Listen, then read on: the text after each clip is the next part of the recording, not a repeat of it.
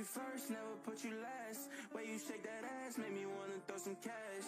Girl, you way too bad, throw that nigga in the trash. You know I'm gon' shoot like hoops while I'm riding in the coupe. I got what you want, it ain't nothing but a loop. Don't listen to friends, they don't know what's best for you. I want you, yeah, that I wanna shoot like hoops while I'm riding in the coupe. I got what you want, it ain't nothing but a loop. Don't listen to friends, they don't know what's best for you.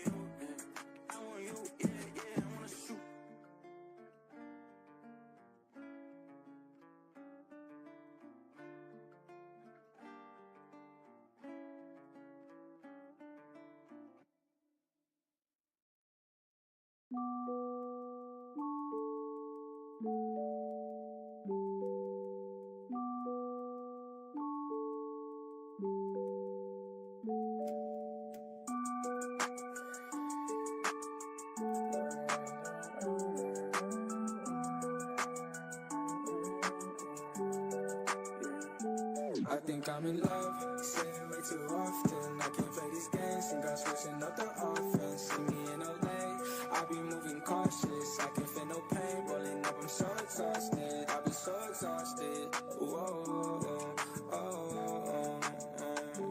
I be so exhausted, I close my eyes, I see the vision. All this weed and got me lifted. Pour four and then I finish tonight. I told my mama that I'm with it. Got it all like this, my kitchen. Middle finger to these bitches up, cause I'ma do it my way. Shit just like the flu, ayy. Shawty said she love me. I told her, who are you, ayy? I ain't with that lame shit since I took out your brain, bitch. All these niggas talking, fuck about what they saying. GTA on wasted. Lately I've been anxious. I'm so done with this fake shit. I'm so done with you. I'm so done with you. I be so exhausted. I'ma roll another blunt, getting lost, I'm never found. Guess I'm never good enough for these bitches in my town. I don't really give a fuck, I'm a king like with my crown. Can't think about them all, cause it all gon' hold me down. I done made it through the storm, I ain't talking NBA. Mama knew I'd be a star, mama look what I became. I got Vaughn up on the phone, said he touched down in LA. I'ma get it how I get it, I ain't changing for the fame. Bet I put it on my name. Lately I've been wasted, I'm so done with this fake shit. I'm so done with you, I'm so done with you. I be so exhausted. You don't hold me down for the last time, baby.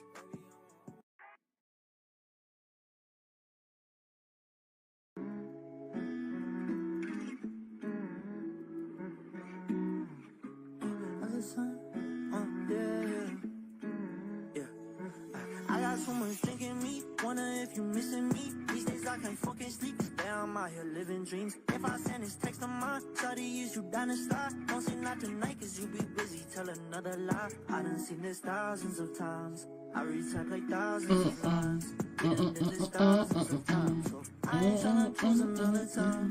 Shawty tell me now, let's get it. really tryna start.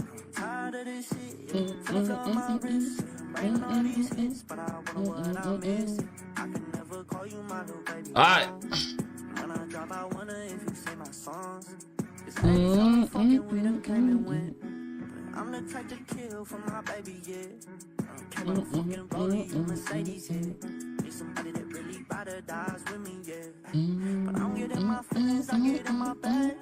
Shawty, if you got me, no, we can't go running back. Ain't the first bitch to do the run around. I might dub you first, tell you how to sound. I got so much drink in me, wonder if you missing me. These days I can't fucking sleep, I'm out here living dreams. If I send this text of mine, shawty, is you down to start? Yep. Don't say nothing tonight, cause you be busy, tell another lie. I done seen this thousands of times, I retype like thousands of times. Alright, we're about to get started. Just making sure I got everything set up correctly. Shout out to everybody that's tuning in. Blessing. Thank y'all for the support. You feel me? Shout out to my 2K community, man. Yo. Shout out to my 2K community. For everybody that just tuning in, don't know how the green screen work.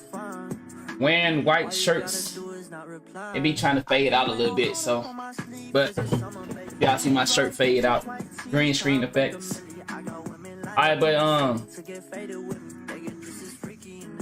let me chop it up right quick. Shout out to my 2K community, man, for holding me down as I make this transition over to becoming a reactor. It's an easy transition for most. I think the way I'm transitioning from my 2K community over to the reaction side, I think I did it backwards. I should have did it at the height of my 2K career. Basically, I quit 2K, then I came to do reaction. I should have been doing it in the mix of it. And that way I could have made my transition easier.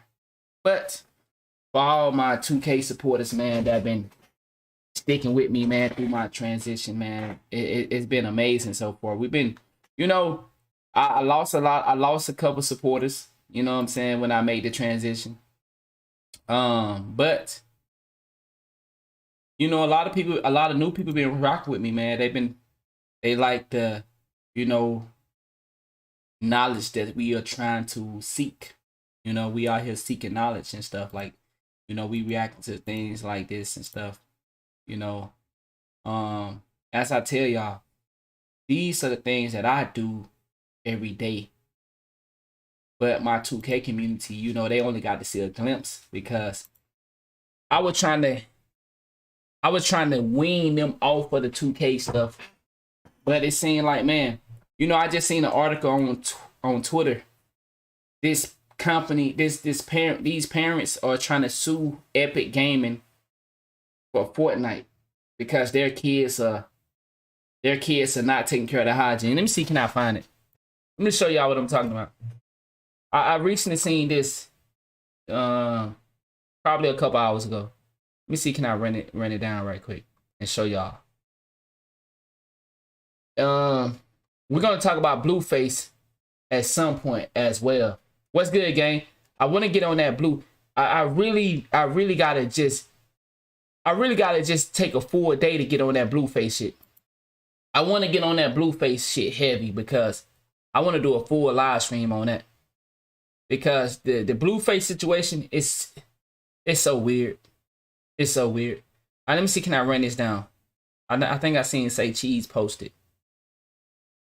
Let me see, fish found more than 3.6 miles under the sea. Australian researchers searched deeper than scuba diver in submarine could go and found some never before seen specimens. Look at this fish, y'all. That's an ugly motherfucker. But that goes to show y'all, though, there's all kind of things out here. You know, we talk about it all the time. We talk about it all the time, how who knows what in the ocean. What little they tell us and what they don't tell us. You feel me? But here it go right here, y'all. Check this out. Check this out. Parents are suing Epic Gaming, claims their kids are addicted to Fortnite. My kids don't, listen y'all, my kids don't take care of their hygienes, don't take showers, they barely eat or sleep anymore. Chat. Whose fault is that? Whose fault is it your kid don't take care of their hygienes? They don't take showers. They barely eat or sleep anymore. Whose fault is that? Like, at some point, where's the responsibility of us as adults? Yo, where is our responsibility, yo? Bro, it just, like, this shit is just getting out of hand, bro. I understand there are some things that we can blame. There are some corporations we can blame for certain things. Like, if I'm eating something, like, you know, with the food product and we find out that it making us a certain way, yeah, we can blame that. Stop being a soft parent and get on a ASS like the old days. Yo, to my G's in here right now. If you tell your kid, hey, get off that game, man, go take a bath. And he don't want to get off the game and go take a bath, he or she, what's the next step? It's simple as 1, 2, 3. Throw that fucking game out the window. If I got a kid, Morgan loved Fortnite. When I found out Morgan was sneaking up in the middle of the night to play Fortnite, I caught her, y'all. We caught her. Me and Kat. We found out that she was sneaking up playing the game at night. No. Let me correct it. She'll cut Fortnite off and get under the cover and play on her tablet or phone. So that's what we found out. So when we sent her to bed, we found out that she wasn't going to bed. She'll cut the Fortnite game off, now proceed to go to the next stage of gaming, which is her tablet or phone. We took the game out the room. We took her tablet. We took her phone. What's so hard about that? How is it epic fault that you allow your kids to walk around with musty armpits? That's on you. My boy said, go get the Switch. Take the damn game. So I got a question. You think whooping your kid is bad? No, sir. This new system. See, you got to understand, there is a system. There is a system. There are people out here that doesn't want you to be a parent. There are people out here that want your kids to come into the CPS. So the CPS can do as they please with your kids. Believe it or not. There are people out here that want your kids to call Child Protective Service on you and say, yo, my mom and daddy spanked me. When we know the kids have these ability to lie these days. How many parents have gotten in trouble because their kids lied? And then the kids so fucking stupid, not knowing any better, they lose their parents and end up in a horrible situation. Horrible. Calling in on their parents because their parents gave them duties. My mom want me to clean up. My daddy want me to clean up. Not to be mean, he said, but no, I don't know if it's just a picture that they put up. But DC, we know there are some black parents that do this as well. There are black parents that are afraid of their kids as well as we see that this is a white Caucasian male. But it's them, yo, hey CJ, there are some black parents that do this. There's in my studies, there are peoples of all race. All race, y'all. See, look at that. Help Payne said his mom do it to his brother. And Help Payne, I think, is black. I know some black kids that get coddled like this. I know some black kids ain't never been punished before. That did some fucked up shit. I know some. So we look at it. I know most of us, we know most of the time we hear about stuff like this, it's tend to be Caucasians kids. Most of the time. But there are parents of all ethnic groups that do this to their kids. They allow their kids to run the household. But if we had to go off a stereotype, most of the time it's Caucasian. Most of the time we hear kids talking back to their parents, it comes from the Caucasian side. Most of the time. That's not us being racist. That's not us being biased. You know, that's just based off of what I have seen in my life. When I hear it, I've seen it happen before. I'm 30 years old. I done seen some of my non-black homies get down on their parents. I done seen some of my black homies get down on their parents. I done seen the fights in all ethnic groups, but most time we look at it and we hear, hey, I ain't doing nothing, mom. Shut up. It ain't usually no black kid. Most of the time we hear that. We know to count the black kids out that group. But there's one or two that might be in there. But most of the time we like, shut up, mom. Fuck you. Oh, nah, that ain't no black nigga right there. Yeah, that ain't no black nigga right there. He said, what? Fuck you, mom. I ain't doing it. I'm still playing Fortnite. Get off the game, Tim. God damn, nigga. He said, what? He still on that bitch too? Oh, nah, that ain't no black kid right there. That ain't no black kid. That nigga still playing the game? Told mom, shut the hell up? Yeah, that. Because most of us know, if we said that to our black parents, we probably have a reason to call Child Protective Service. Most of us know. You know what I'm saying? Yeah, we calling somebody. Because after you say that, you start to look around. Like, whoever got the ball, whatever, most of the time, whatever black kid have the balls, or for my young ladies, they have the, whatever they have, the guts to say that, we know you might well go and start finding somewhere else to live. Black parents will put your motherfucking ass out. Oh, you talking to me like that? 16 years old, you got put out.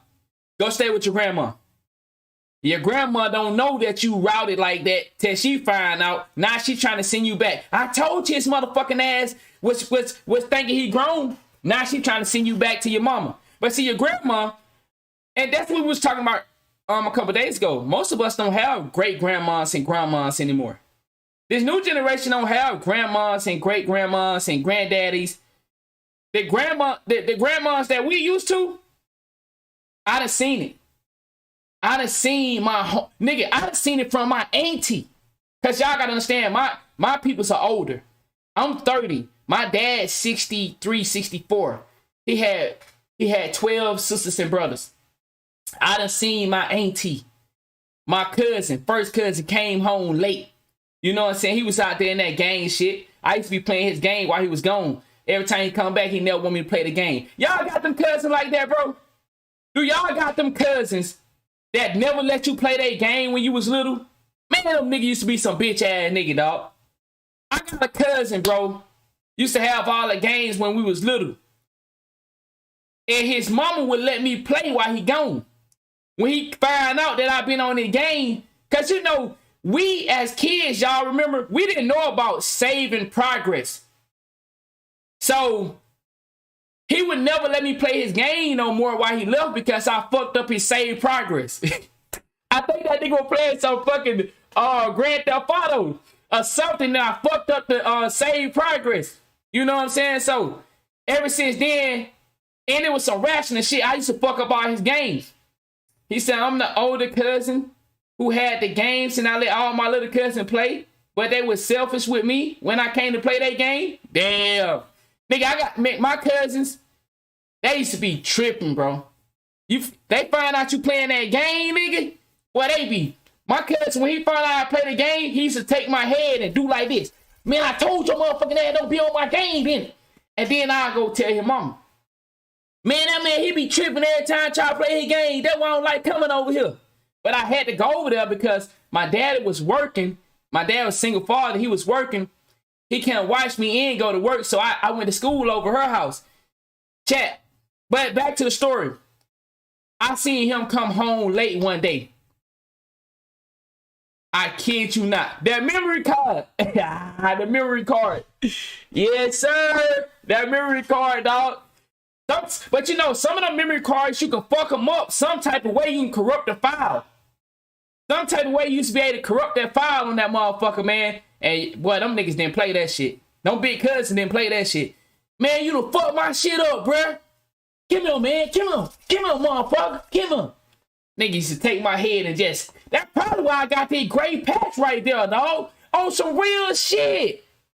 Dog, hold on, chat. For y'all that know, y'all know I got this gray patch right here. That's where that nigga used to do that shit at, bro. That's probably why my hair like that.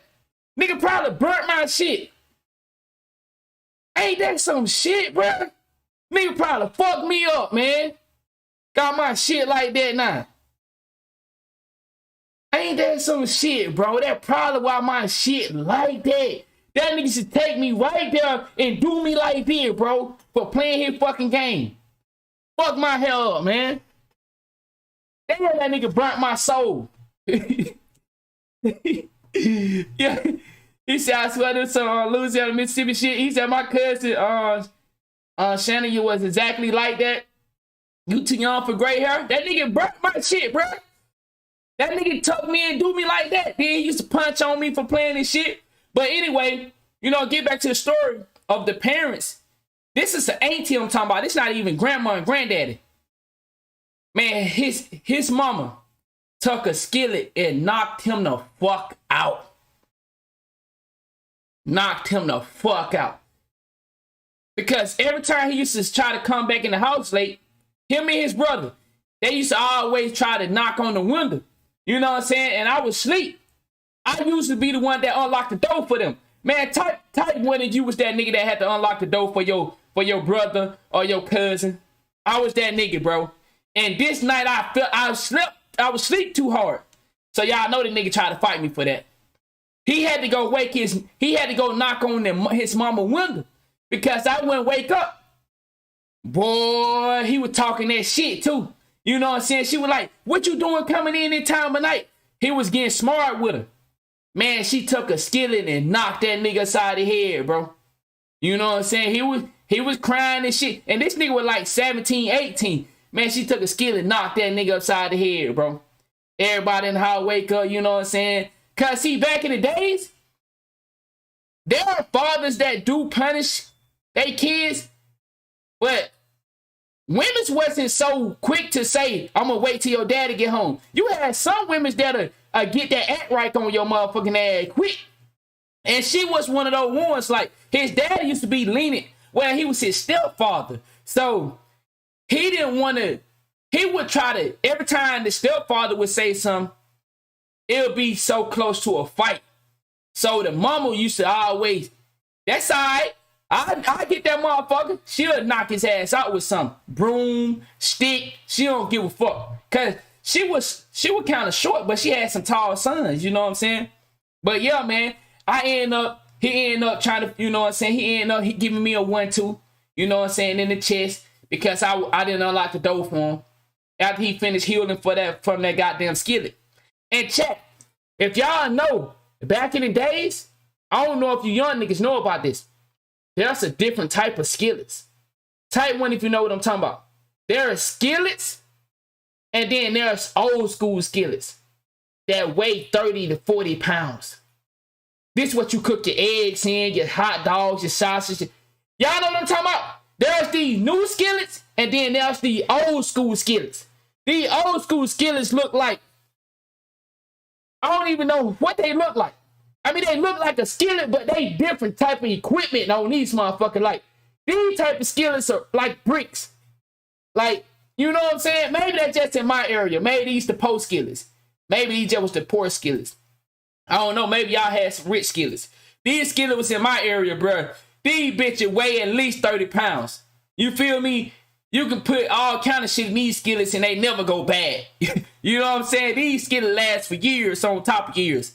I mean, I'm pretty sure people still using some of these skillets somewhere out there. It's like these skillets you take out in the woods or something, and you need something to fry something in. You just like, it's one of them type of skillets. It's old shit, but what I'm saying is to speak on this situation right here. You know, for the people that just get in, this is not one of the stories we covering today, but I just wanted to run this by y'all because I just seen it. Parents are suing Epic Gaming, claiming their kids are addicted to Fortnite. My kid don't take, he said, yeah, that black cast iron skillet. There you go. That's that motherfucker. Yeah, that motherfucker that's that camping skillet. My kids don't take care of their hygiene, don't take showers, They barely eat or sleep anymore. And we just was sitting here and talking about how when I was growing up, it wasn't an option for this type of stuff, man. When your parents told you to do something and you didn't do it, man, they destroyed your game in front of you. Yo, no fucking lie, y'all. My cousin, he had got a fucking his mama went and tore his fucking room up because he wouldn't let me play his game. Why you always doing them kids like that? All they try to do is come over there and play that game. And like I said, you know, your big cousin, he live in the street life, so he like, man, these little motherfuckers ain't gonna be in my room all the time, cause we be rambling. Y'all ain't gonna lie. Yo, once again, for my little cousins or for my little brothers in here, or for my big brothers or big cousins, y'all know, if your little cousin or your little brother come in your room, he all over your room. He gonna find some shit that you had tucked away. Your mama couldn't find it, but nigga, I'll find it. Nigga, I be in there looking for condoms, knowing I ain't using them. I be in there looking for magazines, looking there for bullets, knowing I don't know what to do. But nigga, I'm rambling. If I was that cousin that gonna come in your room, play your game. After I get bored of playing your game, I'm flipping mattress up, seeing what you got in this. Nigga, I find me $1 or something. You know, I was that little cousin that ramble. So, man, I'm tired of every time them niggas can't be in my room. You know what I'm saying? He was talking to your mama like that. Man, she came in there and flipped that nigga room upside down. Let them goddamn kids come in there and play that game. Every time they come in here, they messing with stuff. He said, in fact, my little cousin, he said, aggravating as hell. Bro, we gonna be in there looking for something. My little cousin still do that shit. Bro, we come in your room and you leave out of that motherfucking time and you finna be back. Nigga, we gonna play that game till we get tired. After we finish playing that game, we flipping that room upside down, nigga. We looking for something, nigga. Don't have no porn magazine right now, motherfucker. We taking those. Man, I don't know. Then when that nigga come back, man, you see my shit, man? I don't know. I ain't seen it. Man, you the only one been here. You been in my room. I ain't been in that room. Then his mama, leave that boy alone. That boy ain't been in that room. That boy ain't been in that room all day. I don't know. You been in that nigga room fucking with shit all day. His mama don't know it. She be in and out, you know, in the back room. She don't know what's going on. Nigga, you been in there fucking with that nigga shit. But, you know, long story short though, man, you know, let's close this topic off right here. Man, a lot of parents, like my guy was saying, man, they weak. A lot of parents try to be our friends, try to be their kid friends. I made that mistake early and I stopped it, man. When I first became a father, I was trying to be my daughter's friend. And then I realized, man, me and my daughter got along so much well when I started to discipline her. When I put fear into my daughter, me and her relationship became better. Not fear as in I'm an evil person, but fear as in discipline and disappointment. When my daughter began to feel disappointed about disappointing me, our relationship became better. You know what I'm saying? She wanted to impress me. You know, I'm your friend, but I'm your dad. I'm your father, and what you did isn't right. And I spank my daughter. You know, I still whoop my daughter. Now I will say this: I haven't whooped my daughter in probably 2 years.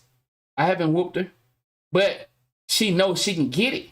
You know, I take her stuff, and you know what I'm saying. But you know, I spank my daughter. I spanked my daughter quite a few times. You know what I'm saying? But I ain't gonna lie, you know, it do hurt sometimes when you gotta spank them. Cause you know, it's your babies. And you don't wanna, you know what I'm saying, be that guy. But sometimes you have to do it. Then they be crying and you, yo, for my parents out here, when you whoop your kids, how does it feel when you walk away and you can't look back? But you mistaken, look back and you just go on, close the door. Daddy didn't want to whoop you, but you know, daddy had to whoop you, man. You know, daddy, I told you, you know what you're supposed to do. Daddy had to whoop you. I know. I'm sorry, Daddy. All right. You know what I'm saying? Daddy had to do it. He said with girls, you normally just have to yell. Facts, normally. But sometimes you gotta whoop these girls' ass too, bro. Cause, you know what I'm saying? Sometimes you just got to, bro. Because they'll be just like these motherfuckers talking about they ain't gonna take no. Like, when my daughter, you know, I had to tell her, man, put that game down and go get in the tub.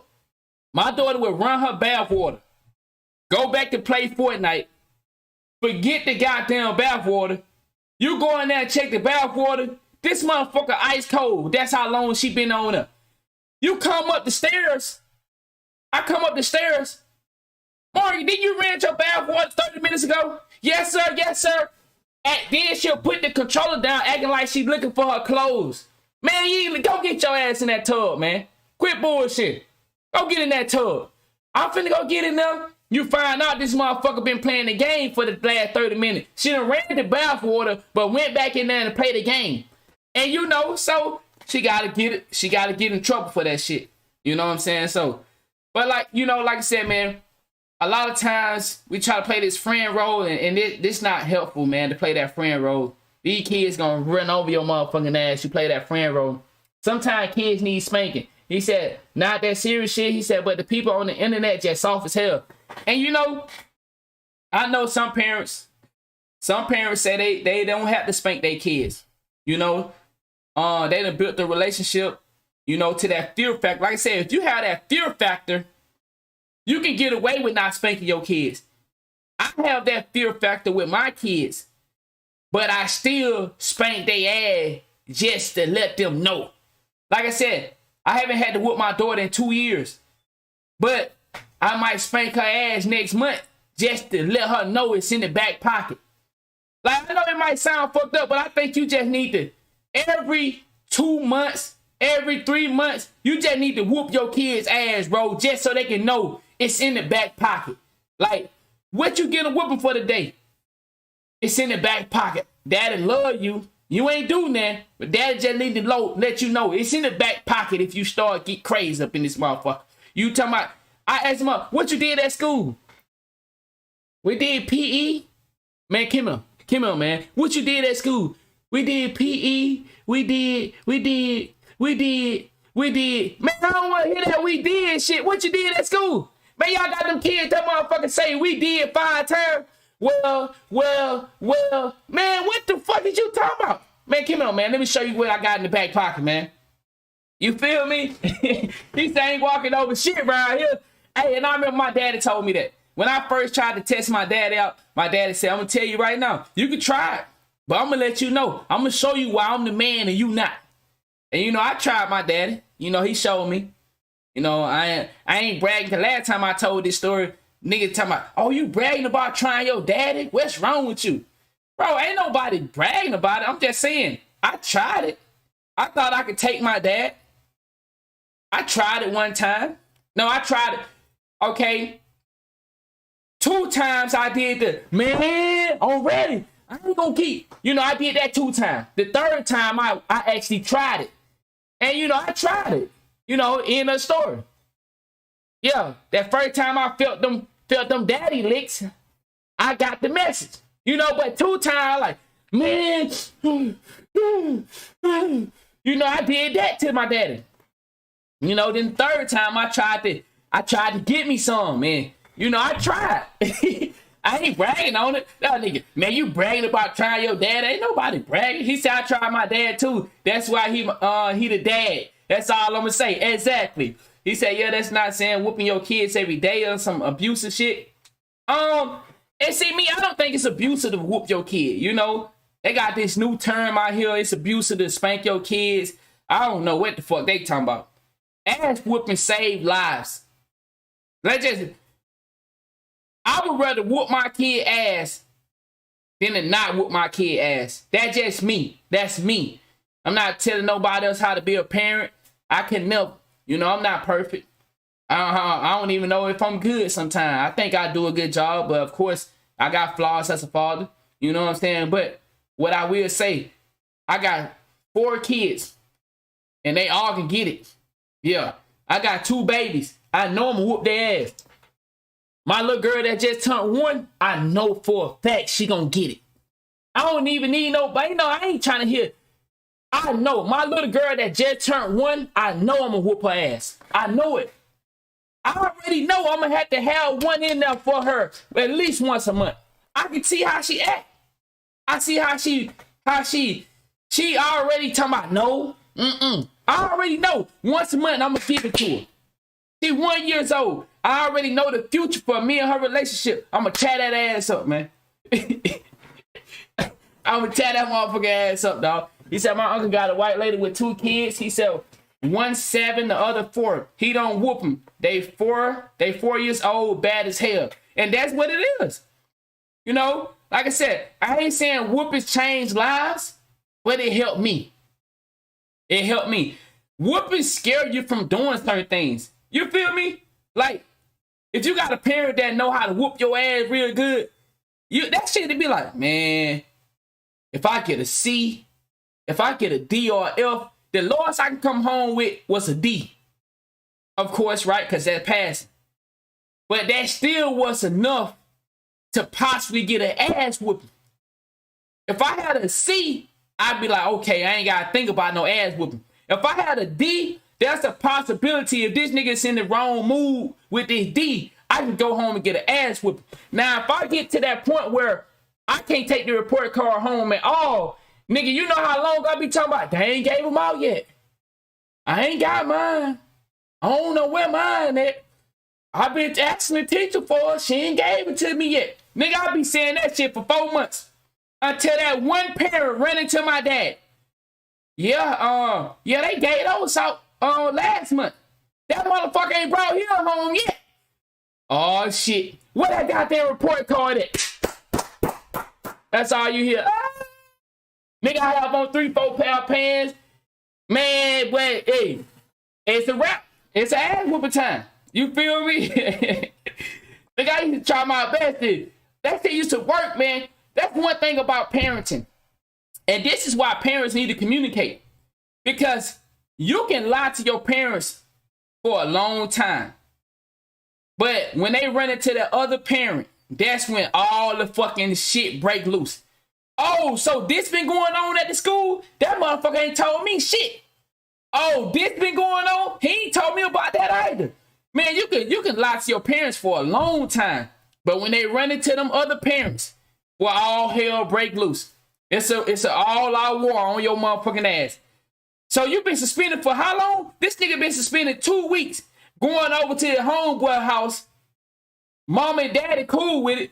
Your parents running to him. Yeah, you know, Cedric been over my house for the last 2 weeks.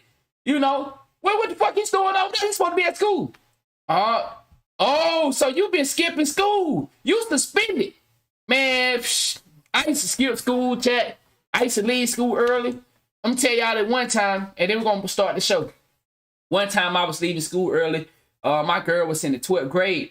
The girl I was dating was in the 12th grade. I was in the 9th grade. So she used to leave school at 11, 12 o'clock. They used to have like two, 3 classes, some shit like that. So I had a car. I was driving to school. You know what I'm saying? And she was in the 12th grade. So, nigga, we used to leave school early, go fuck. You know what I'm saying? Just ride around, go sit at the goddamn park. You know what I'm saying? For y'all that skip school, you know what I'm talking about. And you know where to go. When you skip school, where you gonna go? You go to the baseball park and you go to, where else? You just block around the city. And you know what? Where did y'all go when y'all skip school, bro? Bro, skipping school was so fun, but so hard. Because it was limited options. Like, where the fuck you gonna go? Nigga tired of going to the baseball park. Until we find that one homie that, you know what I'm saying, he got a key and his mom and daddy gone, ain't gonna come back till 3 or 5 o'clock. Like, but other than that, nigga, you at the baseball park all day, just sitting in the dugout, talking shit. Nigga, I should have stayed at school for that. He said this one dude I watched on YouTube said his mom begged their dad to stop whooping him and his brother. He told her he gonna stop and I seen that. I don't know where I seen that at. That was recently. I think that was on somebody interview. That was on somebody interview. And he said, man, the dude said, man, my brother was hell. He said they dad stopped whooping them and they end up going to prison and all that shit. I forgot who it was, but yeah, I seen that too. So I mean, me personally, I think whooping saved lives, and I think this story right here, to prevent things like this, my kids don't care about their hygiene. That's on you, parents. Your kids should not be making decisions. And see, that's when it comes back to sex genders and all that shit. We got kids telling their parents what they gonna do. That shit's so crazy to us because we didn't get that whole option. If you got an option type 1 to tell your parents what to do, any of y'all had that option? I didn't get that luxury to tell my dad I ain't going to school today. No, nigga, I had to lie and say I'm sick. I had to go in the bathroom. Yeah, I couldn't go out there and say, nah, G, I ain't going today. And then go back and lay down. Now, nigga, I gotta somehow miss the bus. I take a shit as soon as the bus comes. As soon as the bus comes, cause look, my daddy had a thing. I ain't taking your ass to school. I know my daddy was not gonna take me to school. I know that's something that he don't want to do. So, nigga, I'm doing everything to miss this bus. If I can miss this bus, nigga, I'm staying home. I got it. If I can miss this bus, because I stayed out in the country. So my dad ain't finna drive all the way to town to take me to fucking school. If I can somehow, nigga, just do enough to miss this bus.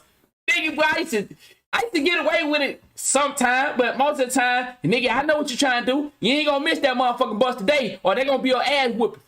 So, nigga, I ain't missing the bus today. You feel me?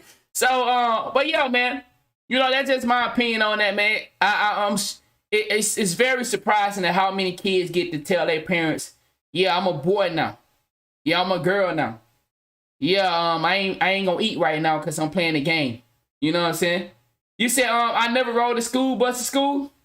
God damn, you ain't get to experience that straight? Straight, the school bus used to be lit, though. I ain't gonna lie. School bus was lit, man. It had some good and bad on the school bus. You know, when you first come up in the game, that's a little nigga. You know, you get bullied by the older kids. You know, not necessarily bullied, but you get picked on. You know what I'm saying? But as you become the older kid, you know, you get to have your turn. You feel me? Decided to walk to school or caught the city bus. Oh, nigga, you went through enough then. You went through the city bus. Nigga, you rode 3-4 buses then if you rode the city bus. But yeah, man, that's my take on that, man. You know, I wasn't planning on that being a story, but we happened to make it one. He said school, yeah, school bus, man, on my school bus, they sell chips, candy, little juices, nigga. We said, hey, they used to get, yo, what my favorite thing to do was to get the hot fries and the Ruffles and mix them up together. Man, nigga, you talking about a good school bus day. Damn. And don't have no girlfriend that ride the school bus with you. Dog. I don't think it's nothing better than riding the school bus with your girlfriend. Is it? Is there any, you know, the back of the bus where everybody, yo, it's crazy though how. You see how things flip, y'all? And we finna move on. I'm gonna say this one more thing. You know, they said Rosa Parks was fighting to sit at the front of the bus because all the colored people had to sit at the back.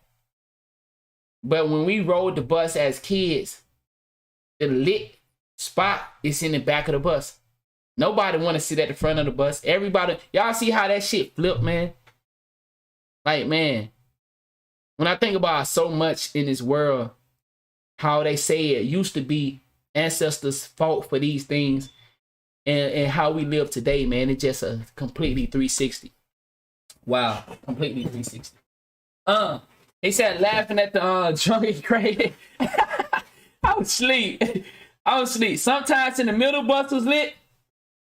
I mean, in the middle count could be lit because it's close to the back, so it could be. You know what I'm saying? But me, I always was sitting in the back of the bus, man. But I had to. But the thing about the back of the bus, you gotta earn.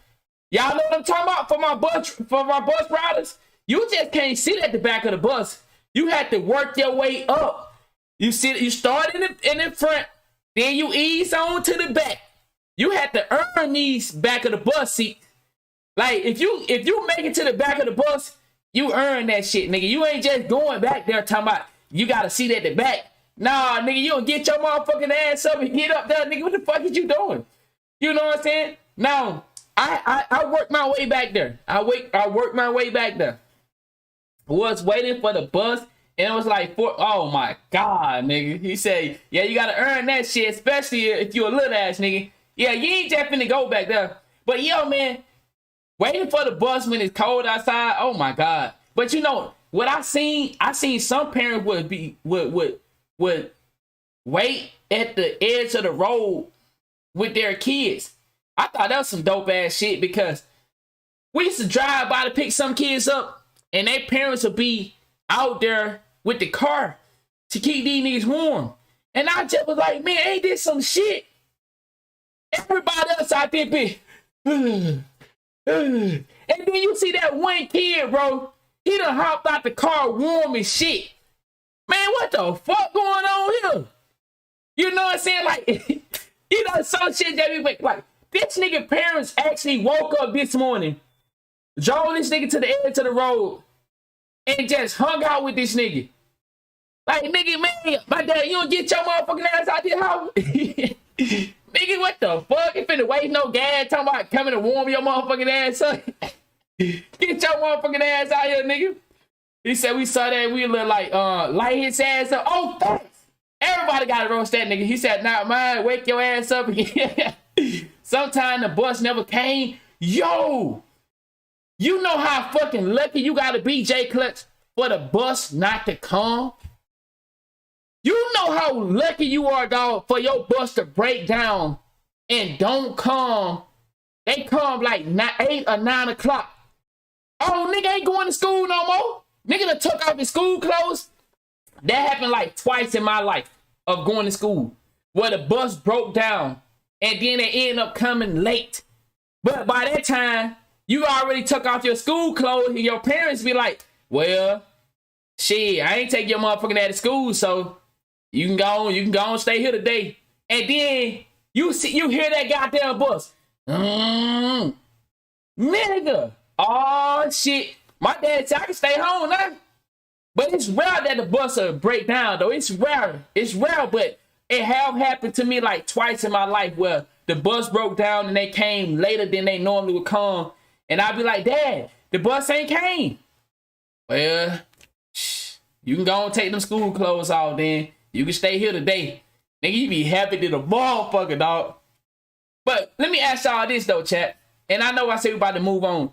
What about when your parents tell you can stay home, but still don't let you play the game?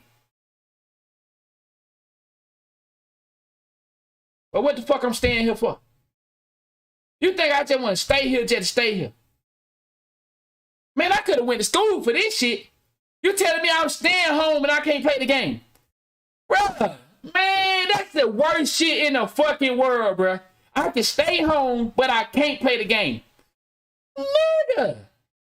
But ain't no reason to stay at home then. Yo, he said, they never told me to stay home? God damn, nigga, you ain't had to get it, huh? You better get on that goddamn city bus. Damn, bro. Hey, he said my parents never did that. If I was home, he said I'm playing that game. Nigga. That shit happened to me a few times, dog. You think you slick, huh? You done missed that bus on purpose. You missed that bus on purpose. You ain't playing that goddamn game. Get on in there and take them goddamn school clothes off. I bet you did. You better not take that goddamn game. Damn, man. That's my whole reason of missing the bus. My whole reason of missing the bus so I can fucking play the game. He said my mom never let me play the game. He said even when I was sick. Oh, bro. That shit used to be ill, dog. He said I had to be dying in mid-school. God damn. All right, man, but that's my take on parents are suing Epic. You know what I'm saying? We done seen this time and time again where parents feel like it's the fucking gaming company fault why they kids are doing what they doing, man. So we're going to get started with the show, man. We're going to get started with the show. All right, we got a couple things up. I'll show y'all. Y'all know we got that Ballers Life. We like watching basketball. You know, we big into basketball, 2K, shit like that. I am doing videos. I'm editing my Po Boy Sin and my Po Boy Sin versus Tassino versus Bullet. I'm editing those. We're going to do a recap on those. I will be dropping those sometime. Probably between next couple days.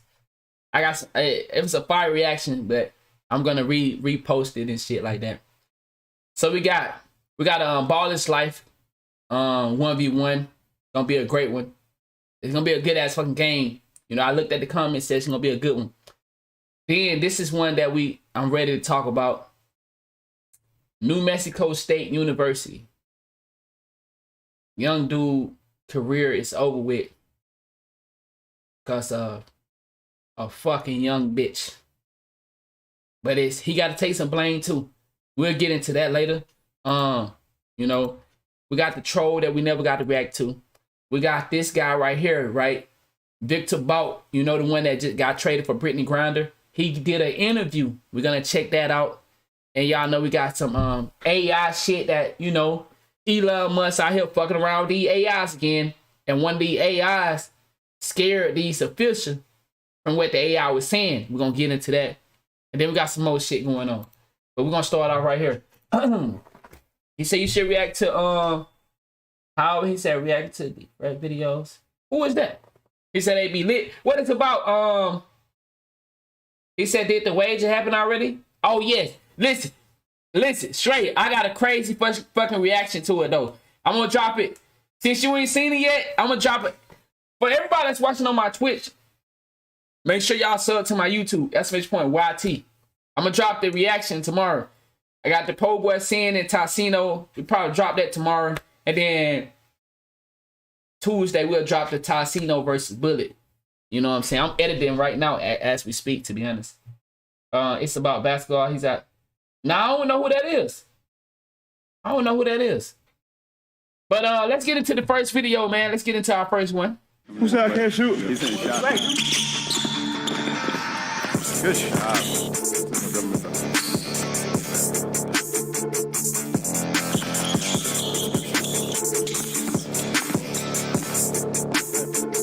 Oh. Okay. This is just the intro. Just the intro. Y'all gonna see Fight last night. My boy tonight. Okay.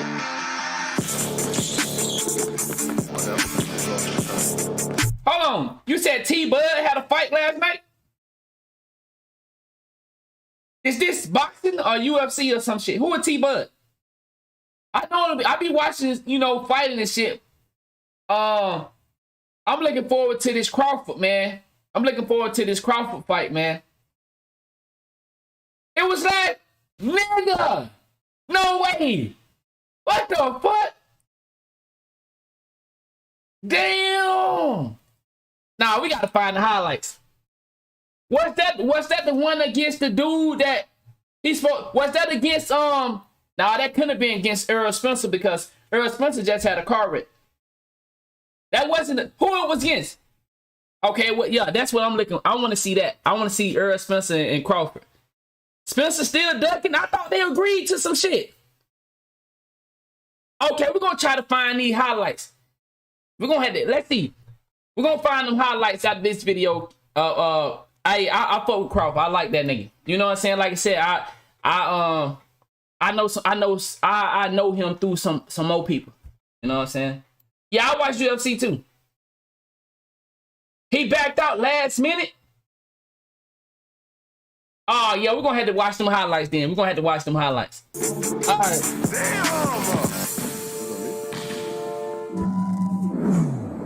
Damn, Spencer. What's up, y'all? Welcome to Clamp's Quarter. This summer been crazy. I ain't gonna lie. I like that color scheme though. What's up, y'all? Hey, that seemed like a calm ass room to fuck a bitch in, bruh. That color scheme. Welcome to Clamp's Quarter. Bitch hey, he said yeah, it's dope.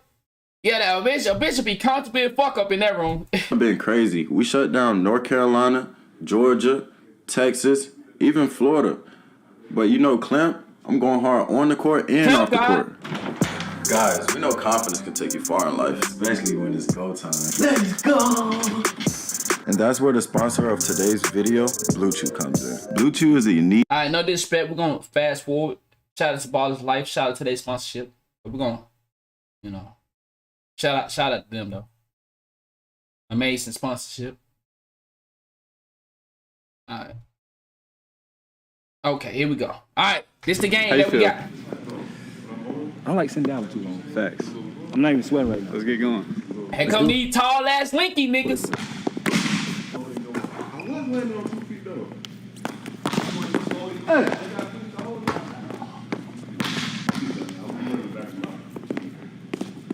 Okay.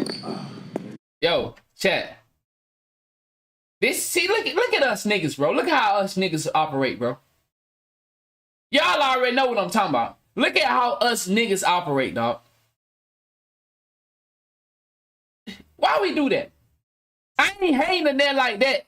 You feel? I guess I did this once in my school days where I bought 2 of the same shoe but different color pattern. I know most of y'all have done that too in school. But like I did it once. I just like, nigga, that's some stupid ass shit, bro. We be spending money on 2 pair of shoes and get like, nigga, that's a lot of fucking money, dog. God damn, bro. Niggas, dog. I remember this was a trend at my school. Like, niggas used to do this shit a lot with the Jordans. Niggas have some, nigga have the same type of ones on, but different color scheme. Like, nigga, you wasting all that fucking money, nigga. Okay. Ooh, wee. Damn. Nope. Hey, there go the white boy that can shoot. Y'all know when we see the white boy, they can't shoot that bitch. Oh, they sell something like that. Okay. There go the white boy that can shoot. I just said my shooting always goes up that against nigga steal a shoe on this tall ass dude.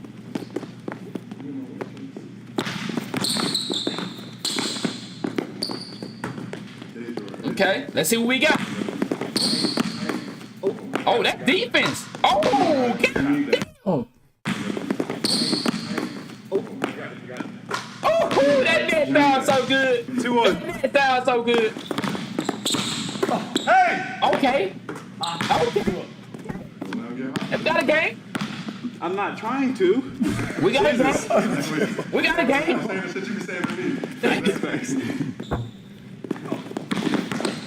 Oh! Hey! Oh! He missed that? Oh! Hey! Oh! Wow. Wow. That's that nigga you be like, man, ain't no way that motherfucker missed that shit, man. Hey.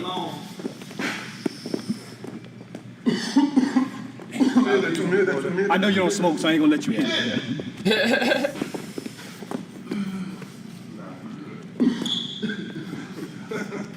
Okay.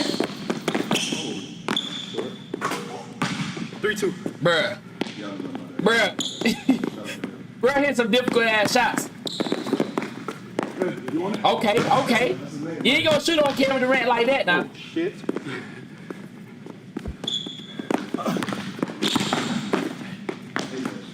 Damn. Okay. We got KD versus Clay. Oh, that's a nice layup. Yo, in my opinion, this the best layup in basketball. Every coach try their best to get their guards to take these type of layups. But a lot of people, bro, it feels different than taking a layup, you know, with the outside hand versus the inside hand. But it's so good to take these type of layup because you use your body as protection. And, bro, we see people like Kyrie Irving is good with this type of layup.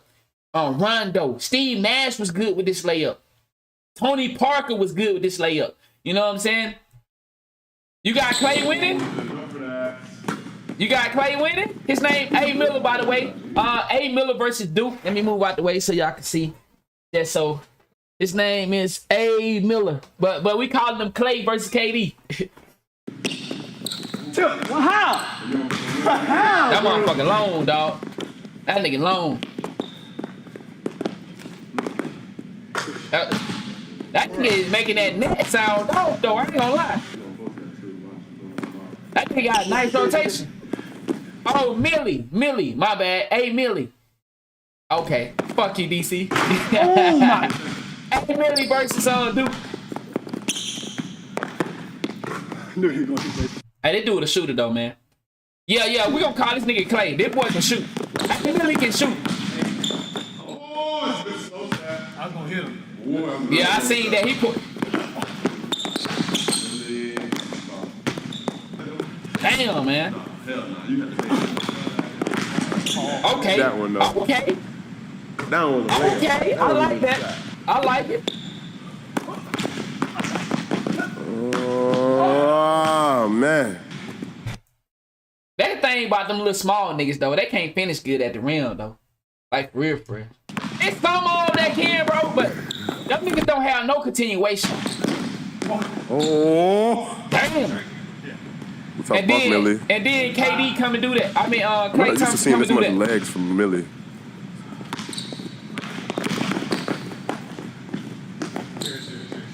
Oh.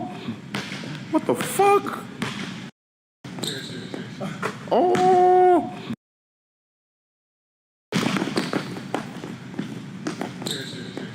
Oh. Man, that take two right quick, man. What the fuck is this, bro? Bro, this is what I'm talking about, bro. We gotta stereotype white boys when it comes to shooting, bro. They just shoot like that, bro. White boys just shoot, bro. Like, they got a stereotype for just shooting, bro. Like, come on, bro. What the fuck is this, bro? Oh. Bro, what the fuck is this, bro? God damn, dog. What the fuck? God damn, man. This short's hella short. I'm not gonna lie. That shit flat. That's great D. That's a flat ass shot. That what that was. Why you ain't playing like... Never mind, hold on. Let's see what you got. Another one? Oh, okay. That ball kind of look... ooh, he be doing that. Hey, chat, do that ball look heavy to y'all? Or am I tripping? That's tough. That's tough. What the fuck? Yeah, hey. Hey, man, who that was that said they got Millie winning this? I'm going with you here, Payne. I'm picking 8 Millie to win this too, man. This nigga just making too many difficult shots, bro. Not five. This nigga making some difficult ass shots, dog. Yeah, that was he went up soft. He went up soft right there. You should have slow stepped him. I tried, but Let's see what you got, dude. What you got, dude? Big boy time. Hey. That boy thought he was. When a nigga start losing, you know what time it is. You know? Hey, when a nigga start losing, it's time to put that shoulder down. You know?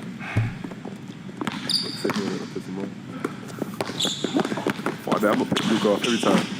Oh my God. Damn! Fuck that, I'm gonna pick Luke off every time. Type 1 if you think he making this based off of this position and angle right here. Type 1 if you believe he was gonna make that shit. Like, bro, come on, bro. Like, come on, straight. What the fuck is this nigga doing, bro? Wow, bro. Wow, dog. Damn! What Hey, the fuck, bro? Handshake right here. That was a good one. That was a real good one. Yeah, the nigga got a handshake out there, dog. Yeah, but recording that He right did now. square up at the end, though. Oh my God, this nigga a shooter. He won that bitch. Well, we shouldn't be surprised, is it? He won it. Damn. What the score was? He beat that nigga 11-6, bro. God damn. Wasn't on that for me. It was on me. Damn, bro. That boy got a burner. That nigga got a 2K jump shot on it. Yeah, go on. Hey, me and Matt just had one. You feel me? He took that. Me and Duke just had one. I took that. So, see who got this one. Something like nothing major, you check. I got I know another what one. he said, but yeah. Let's get to it, y'all boys. God damn, bro. All right, we got Island Boy Q versus D-Bone. That's a shot. That's cut. Okay. Okay, D-Bone's coming out early with that. What's good, big dog? Oh. And that looked good. That looked good, too, though. All right, Island Boy Q. Oh. Nah. I'm going for D-Bone on this one, y'all. I'm going for D-Bone. Island Boy don't look like he gonna get it done. Ooh. Nice move. Oh, okay. 3-0. Okay. 5-0. That shit look good. Hey, buddy called 5-0. You can tell that bitch about to drop. 5. Look at that. We call it 5-0 right there. That shit was pretty right there. Says lagging. Anybody lagging? Anybody else lagging? Damn, that look good. Okay, you might gotta refresh, big dog. Oh, okay. That's a good shot, bro. Okay. Pretty. All right, boy. Let's see. His arms are short. Damn. You called it? Yeah, I called 5-1. Damn. He called 5. True ball. I'm the boy, a real runner. Yo, I'm the boy trying to get to that rack. Hey, he fast too though. He got a little speed on him. Oh, that's. Oh, yeah. That's when the link. Damn, little man. You gotta eliminate the link. Damn, little man. I the boy keep giving him that shot. Is he gonna shoot it? And one. He been in the gym. He been in the gym. Oh, that's pretty. Oh, that's pretty, dog. That's pretty. He got a pretty shot, dog. Smooth. Law of averages is playing out. And one, dog. You won't hear you, Q.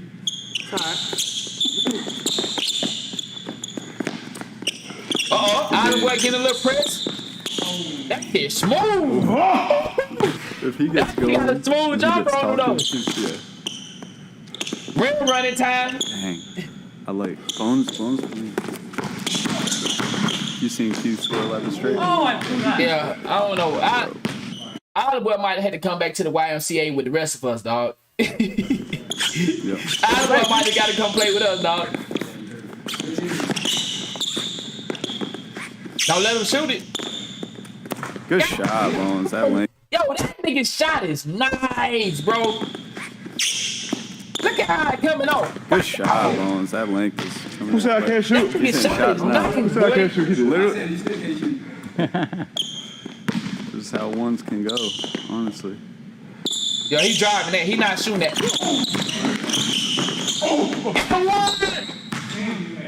That one. That nigga shooting that bitch. Oh, they need to have a shooting contest, him and KD? Oh, yeah, Q. I mean, him and Lil Clay? Hey, Millie? Ooh, Yeah, that's, I seen that was don't all. give Q life. Q losing 10-1. He don't got no life. Q. That's nice. That's nice. Okay. Come on, Q. They saying you ain't gonna win. Oh my God. Okay. That's tough, Q. My bad. Rattle him off, Q. D-Bone's got Hey, he said Q play like Pat Bell. blocking right now. Hey, he kind of look like him, don't it? A little bit. Man, hell nah. Q was traveling, man. Man, this nigga traveling his ass off, man. You carried though. Grab my hand. You carried though. Oh, he carried. Okay, not travel. He carried. My bad. 10-3.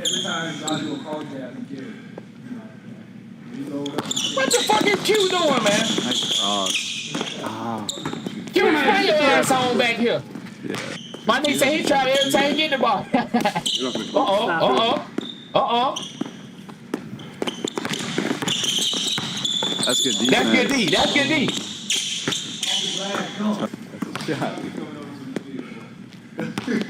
Q has yet to shoot a 2-ball. He sure haven't taken a jump shot. That nigga really is a real runner. Nope, That he's not nigga haven't settling. taken no jump shot. That's I think it might have. It was close. Let me see. Let's see. We ain't gonna let you cheat, goddamn. We ain't finna let you cheat, D-Bones. What did you do? I think one's coming right here. Nope, he's not settling. Nah, that's goaltending. That's goaltending. I think it hit the rim. I mean, I think it hit the Coming right glass. here. It looked like it hit the glass. Nope, he's not settling. I can't really catch it that good. Nope, he's not settling. You think it clean? I don't know. I can't really I see think it. it might have. It was He close. pinned it. It was close. 10-4. Okay, y'all said clean? Okay. You're right. You're on. Yeah, and that's tough. Man, that nigga keep carrying, bro. What the fuck? This nigga, yo, Q, 4. stop carrying. He's good. Look at this nigga, bro. Yeah, Matt's tough. Man, nah, this nigga is definitely one of us, bro. Like, he one of us. This nigga carry and dribble every possession. Oh, yeah. Q's got that. Bring your ass back over here, Q, and hang out with us. Oh, yeah.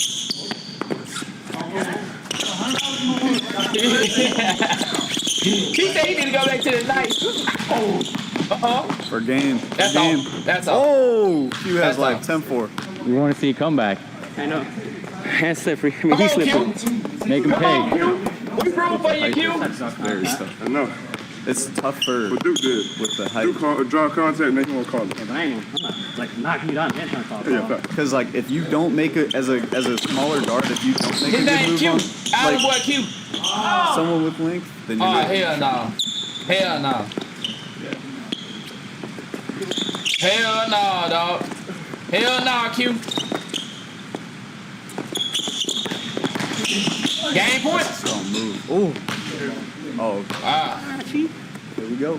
Game point. Q is not gonna let him score this easy though. Okay. He should have been doing this the whole game. Yeah. Come on, kid. You don't hit He's ball. always just ready to go from 0 to 100. He said, He's like, are you for that telling me? Oh, my God. He got some fans in the back.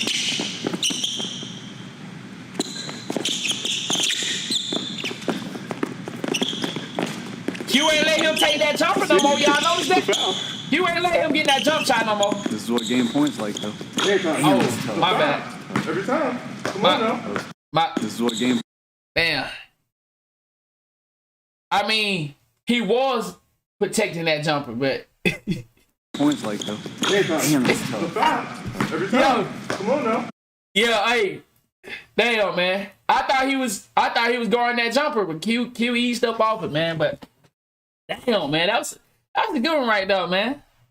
I like that, man. We need to see A Millie versus D Bones, dog. We need to see that in the future, dog. For real, for real. But that was a good ass game. We need to see them two shooters, man, go at it one time. But okay, all right, chat. We're gonna move over to our main story tonight, man. This is the main story we got for tonight. Man, I definitely wanted to bring this because I know I have a younger audience, and we done seen this happen a couple times, y'all. New Mexico State University. When I did a little research on this guy, he actually pretty good. Great future ahead of him. The last story I can remember like this, y'all help me out. It was a football player, if y'all can remember. He was caught up fucking off with a trans. From what they say, he didn't know the person was a trans. I forgot what university he was playing for, but pretty good football player. That's who it was? Was it in Notre Dame? I can't remember, but I know he was a good football player. He had a great career ahead of him. And they end up jumping this trans person that he said he didn't know it was a trans, and they was going on dates, and I guess somehow it came out, and him and his friends went back to jump the person and beat the dude up pretty bad. And you know, like they beat the dude bad. But man, so we done heard about stories like these before where these athletes getting caught up in this outside world, you know, when they have this career ahead of them. But this story right here, man, this was a 17-year-old girl who set him up. And this is what I was telling y'all. Remember we had this conversation the other day. I said, man, we not laughing at nobody about being in prison. He says that's a crime though. Yes, but they didn't, because of them reacting, you know who they punished. They punished those guys. They didn't punish that trans person because they trying to say that he knew. He said he didn't know. And when he found out, you know, it fucked with him. Now, could he have beat that off of being the fact that emotion driven that dude to that point? But I you know, maybe I'll bring that story up later this week. But this situation right here, when I tell y'all, we was talking about the YNW Melly situation, I said we not laughing at nobody in prison because we never know how you will end up in prison. You can't determine it. But you have to know yourself. He got off, so he beat that case? Okay, we're going to bring that up then. What they said was, did he beat it based off of, you know, emotions, adrenaline, or however he beat it, that's good though. And, you know, because, man, you can't play with nobody's life like that. You can't play this dude. But guess what? He beat the case, but I'm pretty sure they didn't let him play football again, though, did it? Was he able to go back and play football? Because they said that dude was on pace to go to the NFL. And they said that case, that situation right there, through all that, I think he got kicked off the team. But like you said, he got acquitted. So I don't know, did they bring him back? If you know anything about it. But this situation right here, this just happened a couple days ago. When I say chat, y'all have to know, you have to know who you are. They expelled him. Damn, promising career too. Promising career. Said the dude was pretty good, but you have to know who you are, chat. Now, if you know you have a temper, if you know, Ply said it. Y'all appreciate that love. Ply said it. Ply's put on Twitter one day, you young players, y'all made it to a position that most people are trying to get to. For my young G's in here, you got something going for yourself, whether that's a good job, whether that's a family, whether you an athlete. You got to think about what you have that is going for you before you started to make these type of decisions to go to these parties. Especially for some of my younger G's. You're a college athlete. You got a good job or you got a family. Whatever the case is for you, life is going good for you. But you decide, I want to go hang out with these people tonight. Knowing you got something going for yourself. Why is you playing with your life like that? Why is you gambling? This young brother right here, man, promising career. Promising career. Playing at New Mexico State University.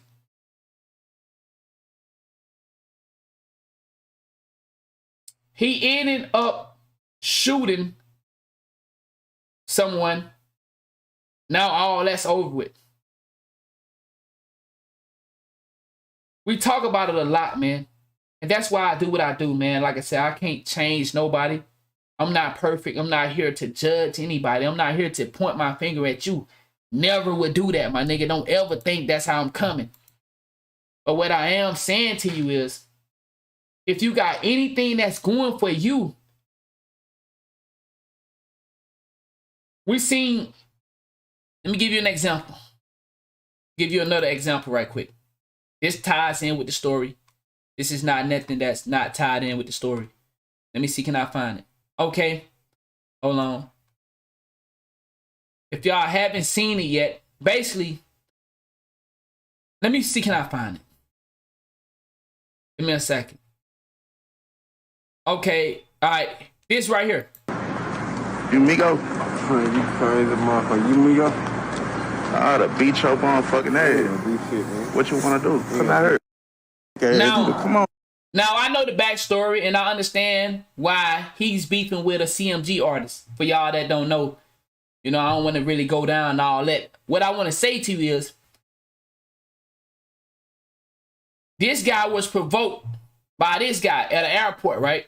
Now, this is Young Dolph. I guess I'll give you a little backstory. But it ties into what I'm talking about. It ties into what I'm talking about. I'll give you a little backstory. This is a friend of Young Dolph. You know, Young Dolph was killed, murdered of course, everybody believed that CMG had something to do with it. So this is a CMG artist now, right? Now they are at an airport. This guy right here is minding his business at the airport.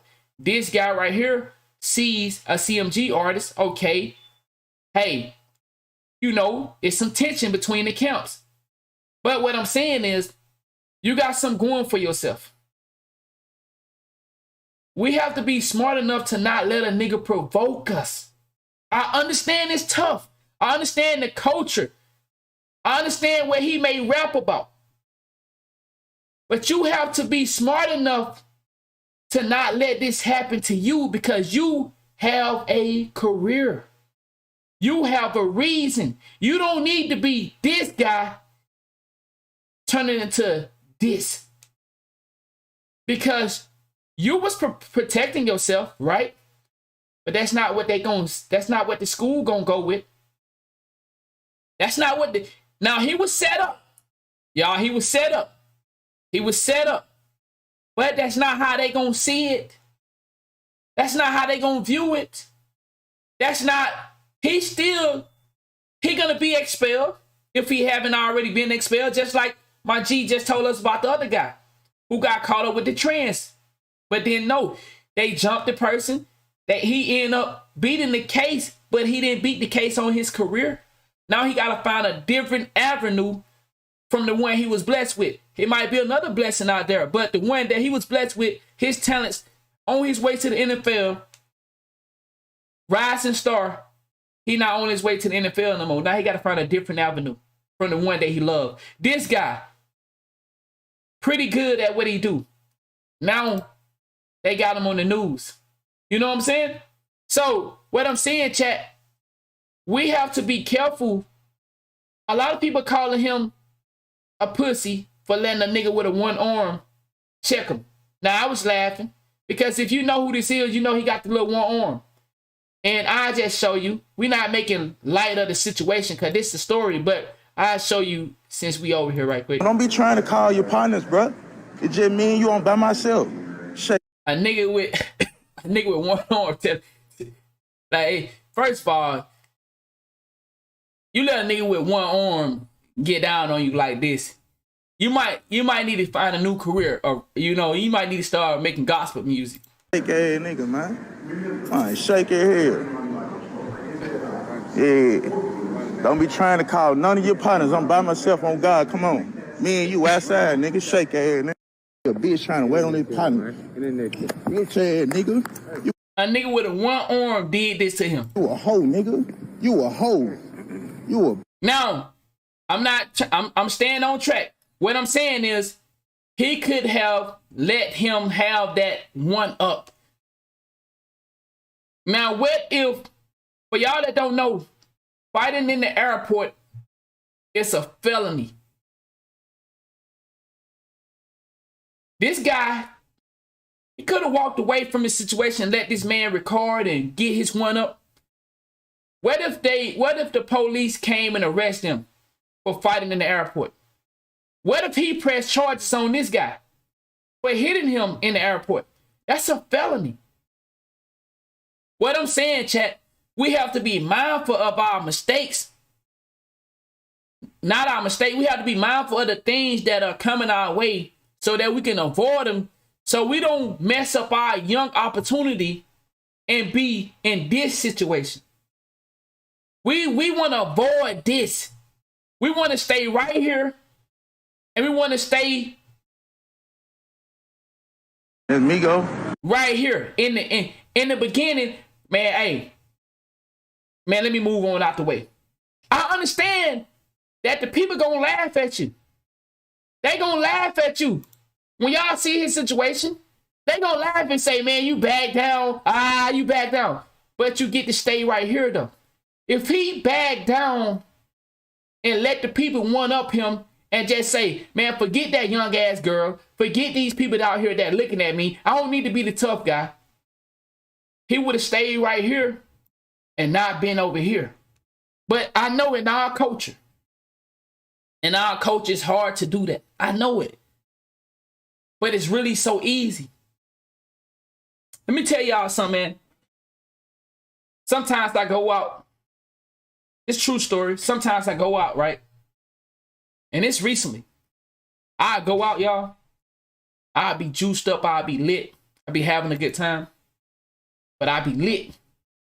And I say, man, I want to drive across town and go to the other spot. You know what I do? I come on home. Boy, I don't want to. I do not want to come home. I do not want to. I want to go to the other spot because I'm lit. I'm feeling good. I'm finna go party. Something makes me. I don't know if I reach that stage where I just go on home, man. Just go on home. You lit. You feeling good. It's 10 o'clock. It's 11 o'clock.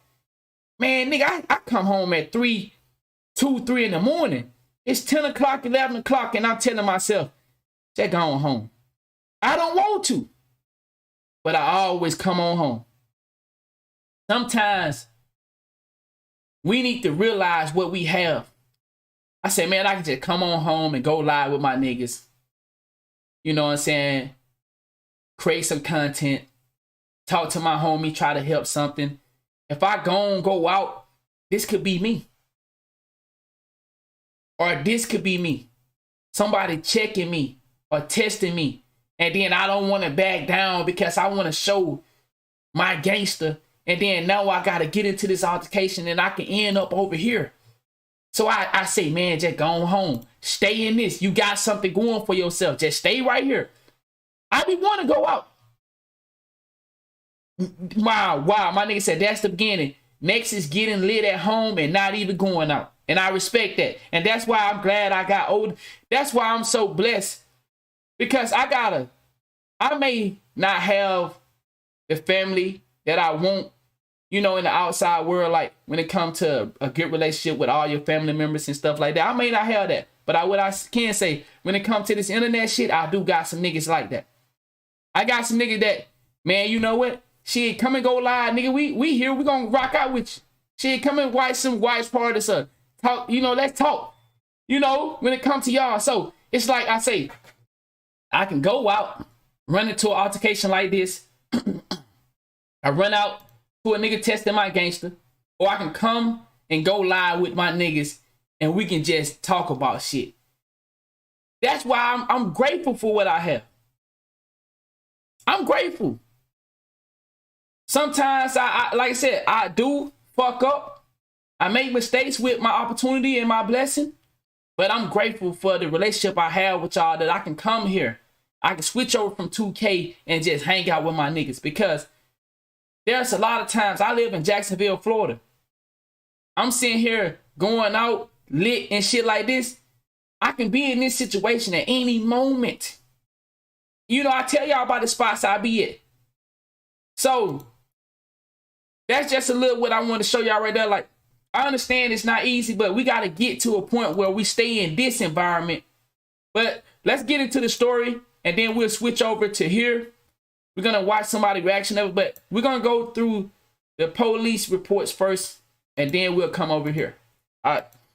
And now to our complete coverage of the investigation into a shooting between a New Mexico State University basketball player and a University of New Mexico student. NMSU now saying it's hiring an external investigator to review the deadly shooting and the university's response. Our ABC affiliate, KOAT in Albuquerque, obtained a police report revealing a New Mexico State University assistant basketball coach ended up with the gun that a basketball player used to shoot and kill a... Now, look at how many people got to get involved in your decision. To my young G's, please listen to me. When you make your mistake from leaving this world to ending up in this world, think about all the people that got to get punished for you. No, it was his gun, but the assistant coach wanted to help his player out and took the gun. So now the assistant coach will be in some trouble behind this as well, because he wanted to look out for his player. We finna get into it, but that's what I'm saying. You gotta think about the world you have right now. Your mama gonna be affected, your brothers, your sister, for y'all that's out here taking care of a family, your kids, your wife, your girlfriend, You got to think about all the people that going to be affected when you leave this world and enter this world. UNM student after being shot at. Aggie basketball player Mike Peake is accused of shooting UNM student Brandon Travis on November 19th, hours before a basketball game between the Aggies and the Lobos. Yesterday, NMSU announced Peake was suspended indefinitely more than 2 weeks after. Wow. So 2 weeks after the incident, his basketball career at New Mexico State University is over with. Think about that.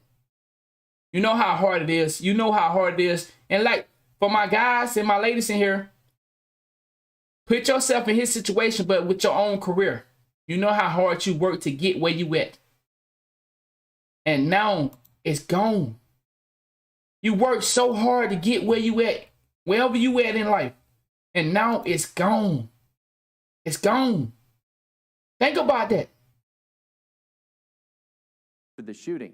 The report says police found the gun used by Peake wrapped in a towel and in the possession of this man, assistant coach Dominic Taylor. Meanwhile, they found Peake's tablet on the team bus. This man got a family. This man got a career. Because he made a mistake. He ended up with the gun. He the one who shot the gun. He ended up with the gun. And his phone back in Las Cruces with an NMSU administrator. The report also names 3 other NMSU players, Issa Muhammad, Marcellus Avery, and... Once again, your decision now have 3 other players along with assistant coach being interrogated from your decision. Anthony Roy, who were seen showing up in a car after the shooting. Mike Peake then placing several items in the trunk of that car, then before the car leaving before police showed up. As of now, Peake remains a student at NMSU as the basketball team is preparing to go on a 3-game road trip. He has been suspended indefinitely, though, from the team. We have ABC. So he's suspended from the team, but he's still able to go to school. 7 Sports reporter Rachel Phillips, who has gone through those documents. She joins us live now from the Pan American Center. And Rachel, what else can you tell us?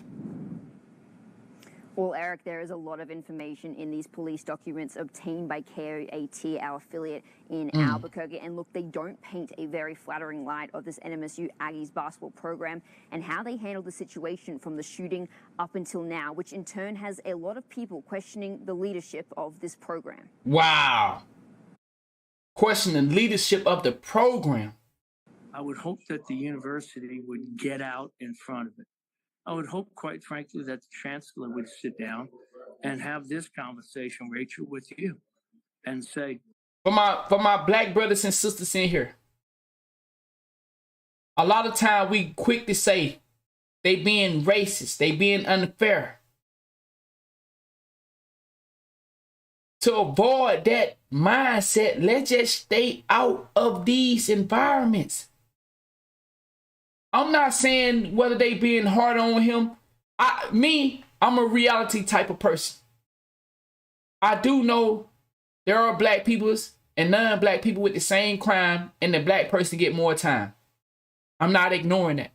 But what I'm saying, if we know that's the case, let's stay out of these situations if we can avoid them. If we can avoid these situations where we say these people are being racist to the situation, then let's stay out of that environment so we don't get caught up in the narrative of, man, they being racist on him or they being hard on him. He got a career going for himself. 21 years old and a 17-year-old girl lure you into a situation? 17? We're going to get into all that, y'all. No questions are out of bounds. Facts. Somebody about to clean your Our house. newsroom reached out to Chancellor Dan Arvizu's office multiple times today for an interview. Instead, we were told he was not available and they would contract with an external third-party investigator to review the events surrounding the shooting, and they will publicly release an executive summary of the report and be, quote, incredibly transparent during this process. Since the shooting on November 19th, NMSU have held 3 public... So it happened November 19th, but I guess now it's just starting to make light. ...news conferences, including after last night's game. In the first, Greg Heyer was not in attendance, but athletic director Mario Mocha said all players that broke curfew had been disciplined. Issa Muhammad, Chichi Avery, and Anthony Roy, who were all cited in these documents to be in the yellow... So we have 4 players here that had an opportunity that many dream of. And somehow it's just hard for us to escape this. Even when it coming to you. Like if we go back to the beginning, this guy minding his business, but he brought it to him. It's gonna be like that. Dude, for my young G's in here, for anybody, you know, but normally I'll be talking to my young G's, but my older guys and ladies as well. Don't think you finna get out here. Remember, there is a war between good and evil. Don't think you about to get out here and try to live your life peacefully and escape evil. Don't think because you made it to a place where things are comfortable for you that evil ain't finna try to come find you. It don't work like that. With success come challenges. All of us have dealt with it. All of us. Nobody gets a pass from the fact that you made it to a specific spot in your life that you feel like you're doing good, but there is something right around the corner that ready to challenge you to take it all from you. You made it to a place. Now it's time to be challenged. And not just you gonna be feeling this. 3 other people gonna feel it along with the coach. So we got 4 players along with the person that was shot, along with the girl. Just think about all these people caught up in this situation. We have an assistant coach, 3 other players, the person that was shot, and a female that lured him in. That's 6 people right there. That lives is about to change or done changed since that shooting happened. We have to keep our mental here, y'all. When you make it to a place, let's stay here. Let's do whatever we can. If the world gonna call us cowards, if we look at this comment section, I'll show y'all what they saying about him for getting slapped by this nigga with 1 arm. Now, it's tough. It's funny. A 1-armed nigga punked him. It's funny. But let's take the laughter so we can stay here. Let's take that. Because guess what? Who always had a laugh? The guy that made it to the spot of being that NBA superstar. That person that made it to the spot of being the supervisor at the job now. That person that made it to the spot where he married and that's what he wanted. And you know, he got a family. He got a good job. He taking care of his household. Let's make it to that spot and then we get to laugh. But if you react, and this is the consequence. If you react in a negative way, this is a possibility you don't get to live this life no more. You don't get to travel all around the world. For some of us, the only time you got to leave your state was joining a fucking team and being a good basketball player or a good football player. That's how you got to travel. Your first time getting on an airplane was through your team. Some of us, first time you was able to do something because you got that good job. But now you ready to fuck it all up. And then you end up in a situation like this or like this. Let's stay here so we can get to laugh. It's gonna be tough. They gonna call you a sucker. They gonna call you a coward. But you gonna have to laugh when you get to enjoy the gooder things or the greater things that life has to offer. Cause guess what? Success don't come to nobody if you ain't willing to go through some heartaches. You gonna have to take them laugh. Man, they laughing at me. They calling me a sucker. They calling me a pussy. Well, nigga, you better take that. I'd rather take that than to be in jail dealing with that other shit that we hear about. Camaro when Mike Peake put the gun and other items in the trunk, have played in every game since, including last night. Muhammad and Avery are on the trip to California as we speak, while Roy stayed back due to personal reasons. That's enough for me to say you're not going to California with us. That's enough for me to say until this is cleared, you're not going. And quite frankly, I'll take that one step further. That bus should have never left Albuquerque. The bus Bob Barker is referring to is the team bus. The report says while police were trying to reach head coach Greg Heyer and associate head coach Dominic Taylor, the bus left for Las Cruces with Heyer on board, who according to the report knew they were looking for the gun Peake used. I take full responsibility for what happened, and I can't say anything more than that. That from the second news conference NMSU held. In Heyer's interview with police earlier that day, the report said Heyer didn't know Peake very well because he had only been coaching him for 7 months. Mike Peake is still part of our family. In this family, we care for each other. We love each other, and right now, he needs us more than ever. It makes me ill. It truly does. It makes somebody that really... that New Mexico State really means something to. Makes you sick to your stomach. See, this is what y'all got to understand. To my young G's in here. There's always going to be somebody that's going to make sure this picture get painted of you. You understand what I'm saying? There's always going to be one or two. Even though you was protecting yourself, there's still going to be one or two that make sure the picture get painted. So you better play the game correctly. There's always going to be one or two to make sure that picture get painted. Now, if you don't know what picture I'm talking about, then you better catch up. Because you not knowing what picture I'm talking about is an issue. But, gonna move forward. Now, there is a lot to unpack here, and we've been reaching out to numerous people to try and help explain the story to you, the viewer. I just want to really quickly go through who we have spoken to. To start with, we confirmed yesterday that Mike Peake has been released to the hospital, from the hospital, and he is indefinitely suspended from this team. Through these documents, we also found out he is represented by Ian King. We reached out to Ian King's office today, but we did not hear back by the time of this newscast. I also reached out to Mike Peake for comment, and he told me he will not be making any comments until he is advised to do so.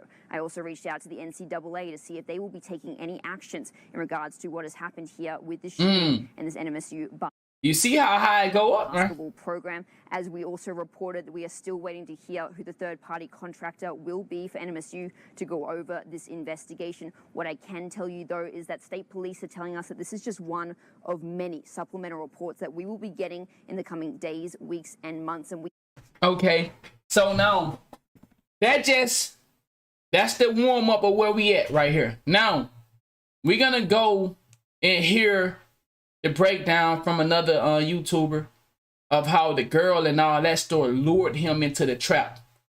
So it was a 17-year-old girl that lured him into this. Pussy. Pussy, pussy, pussy. Pussy, pussy, pussy. Pussy, boy. Pussy, pussy, pussy. Pussy. Pussy, pussy, pussy, dog. Let's get it. Let's hear how he got lured into this by a 17-year-old girl. Oh man, so a college robbery turned lethal. Where things started from a squabble at a football game, leading to 17-year-old New Mexico student Maya Hill luring 21-year-old New Mexico State basketball student athlete Mike Peake into a trap. And it all ended with one of the aggressors being flatlined, man. Now my subscribers know. Oh, so the flatline mean murder, chat?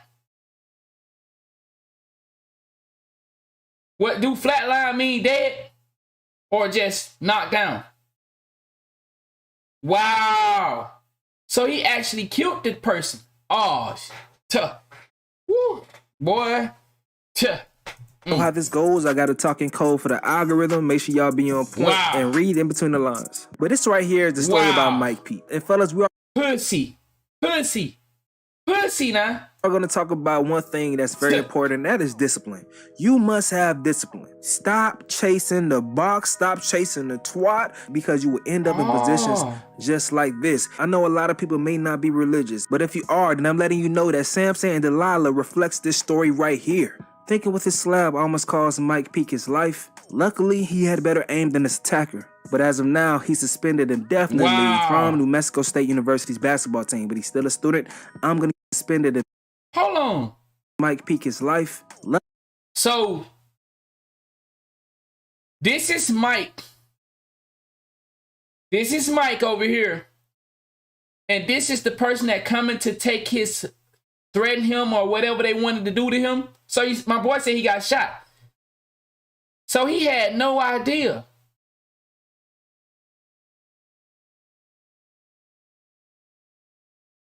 So, I'm just asking this question. He a basketball star. Why he got a gun on him? What life is he living? I'm just asking this, y'all. I'm not saying he was wrong for protecting himself. I'm asking what life is he living as a basketball star? When do we get out of that game? Why has he even got a gun on him? Now, it's good that he had a gun because he might have saved his life by having a gun on him. But why has he got a gun on him? He said Mike a shooter and a shooter. Clearly, right? He a whole basketball star and he got a gun on him? So what life is he living? Is he still living two lives? He a studio gangster. Should have been practicing free throws. Wow, man. Ain't that something? So he had a gun on him.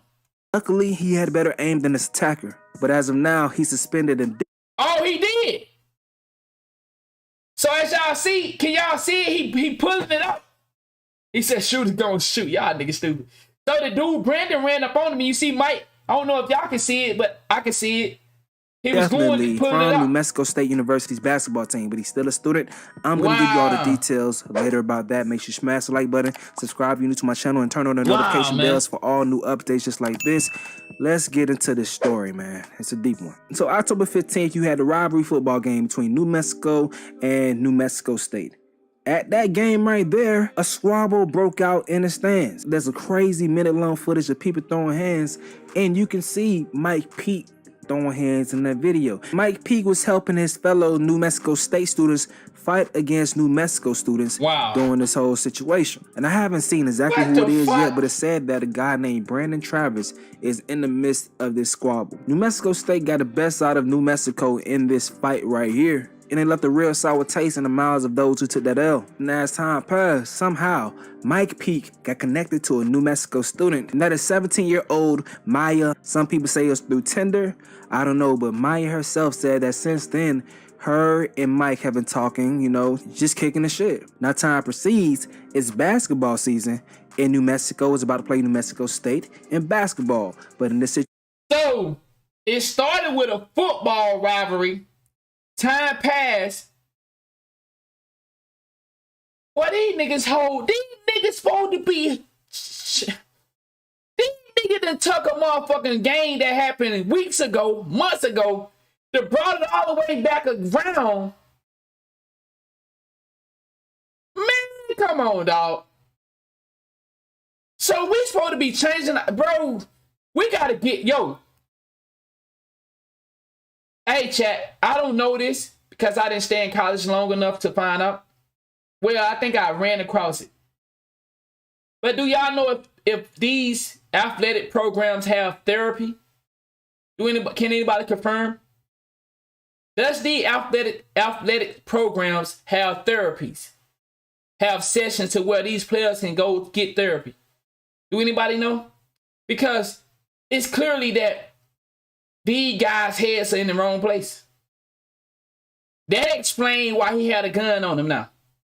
He said if it's a Division I, they got everything. So it need to be mandatory for these guys to go get therapy. Why is sport rivalry that serious? Thank you. They now ain't these, like you said, don't these motherfuckers get paid now to do this shit? We fucking up our bag over a motherfucking rivalry and a fucking, like, that's the fans' job to do that shit, not us. That's the fans want to create that narrative and fight in the stands. Nigga, you a whole basketball star and you trying to up it. I think it need to be mandatory that these guys get therapy because, like you said, they still live in that studio gangster shit. A whole career ahead of them, and they still playing Lone Rangers. I think it need to be mandatory. If it's not therapy, nigga, go get your motherfucking therapy, dog. Situation. New Mexico State is traveling to come to New Mexico. Rock. These niggas beefing over something that is already orchestrated. A sport game. Have y'all heard about the 15-6 games that just happened not too long ago? Have y'all heard about that? Both games ended in 15-6 with all the stats matching up. And I was going to do a story on it. Anybody seen that? It just happened last weekend? Two professional games ended with the same stats. Not a lot of people talking about it, but maybe y'all seen it, maybe y'all didn't. I forgot what team it was, but both games was 15-6 with all the stats matching up with each other. I'm gonna have to bring that story since I don't know if y'all seen it. I'm gonna have to bring that. But like, come on, dog.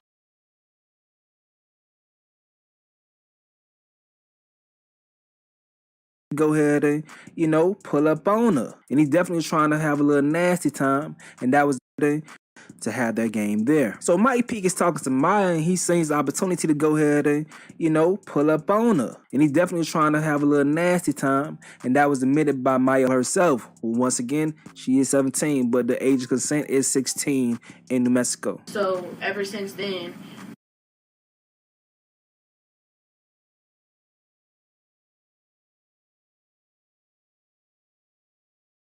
but the age of consent is 16 in New Mexico. So ever since then, my bad. We've been talking back and forth, and we just. What I was saying was some of y'all was saying that it was a white girl that he was trying to go fuck. As you can see, it's a black girl that he was trying to go fuck on. Just to correct that. Like when he got down here, he said, "Of course you want to have sex." So yeah, that's what we were gonna do. Now Maya tipped off her friends, at least 3 in total. We have 2 names, Brandon Travis and Jonathan Smith. The other friend, we don't have his name yet. But these guys that attended New Mexico was told by the girl that he was going to be pulling up. So they plan to go and jump the guy when he pulls up. Now, we have footage of him actually arriving and walking. Hold on. So, hold on, let me hear that again. But these guys that attended New Mexico. He said, "Of course you want to have sex." So yeah, that's what we were going to do. Now, Maya tipped off her friends, at least 3 in total. We have 2 names, Brandon Travis and Jonathan Smith. What? The other friend, we don't have his name yet. But these guys that attended New Mexico was told by the girl that he was going to be pulling up, so they plan to go and jump the guy when he pulls up. What? Man, ain't no motherfucking way. Ain't no motherfucking way, dog. You done fucked up your career over a 17-year-old bitch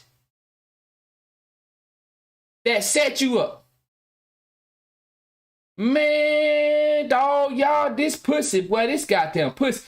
Now, we have footage of him actually arriving and walking up some steps leading to a door with Maya. Wow. Brandon Travis, Jonathan Smith, and another person. Wow. So she set the whole damn play up.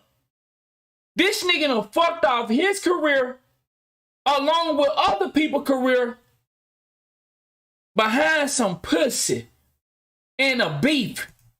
Running up. Brandon Travis with that fire in his hand. Now, after just checking, I'm seeing that the guy with the bat is referred to as Eli, and Jonathan is the other individual. So I'm not trying to show any violence on my channel. I've been clipped too many times.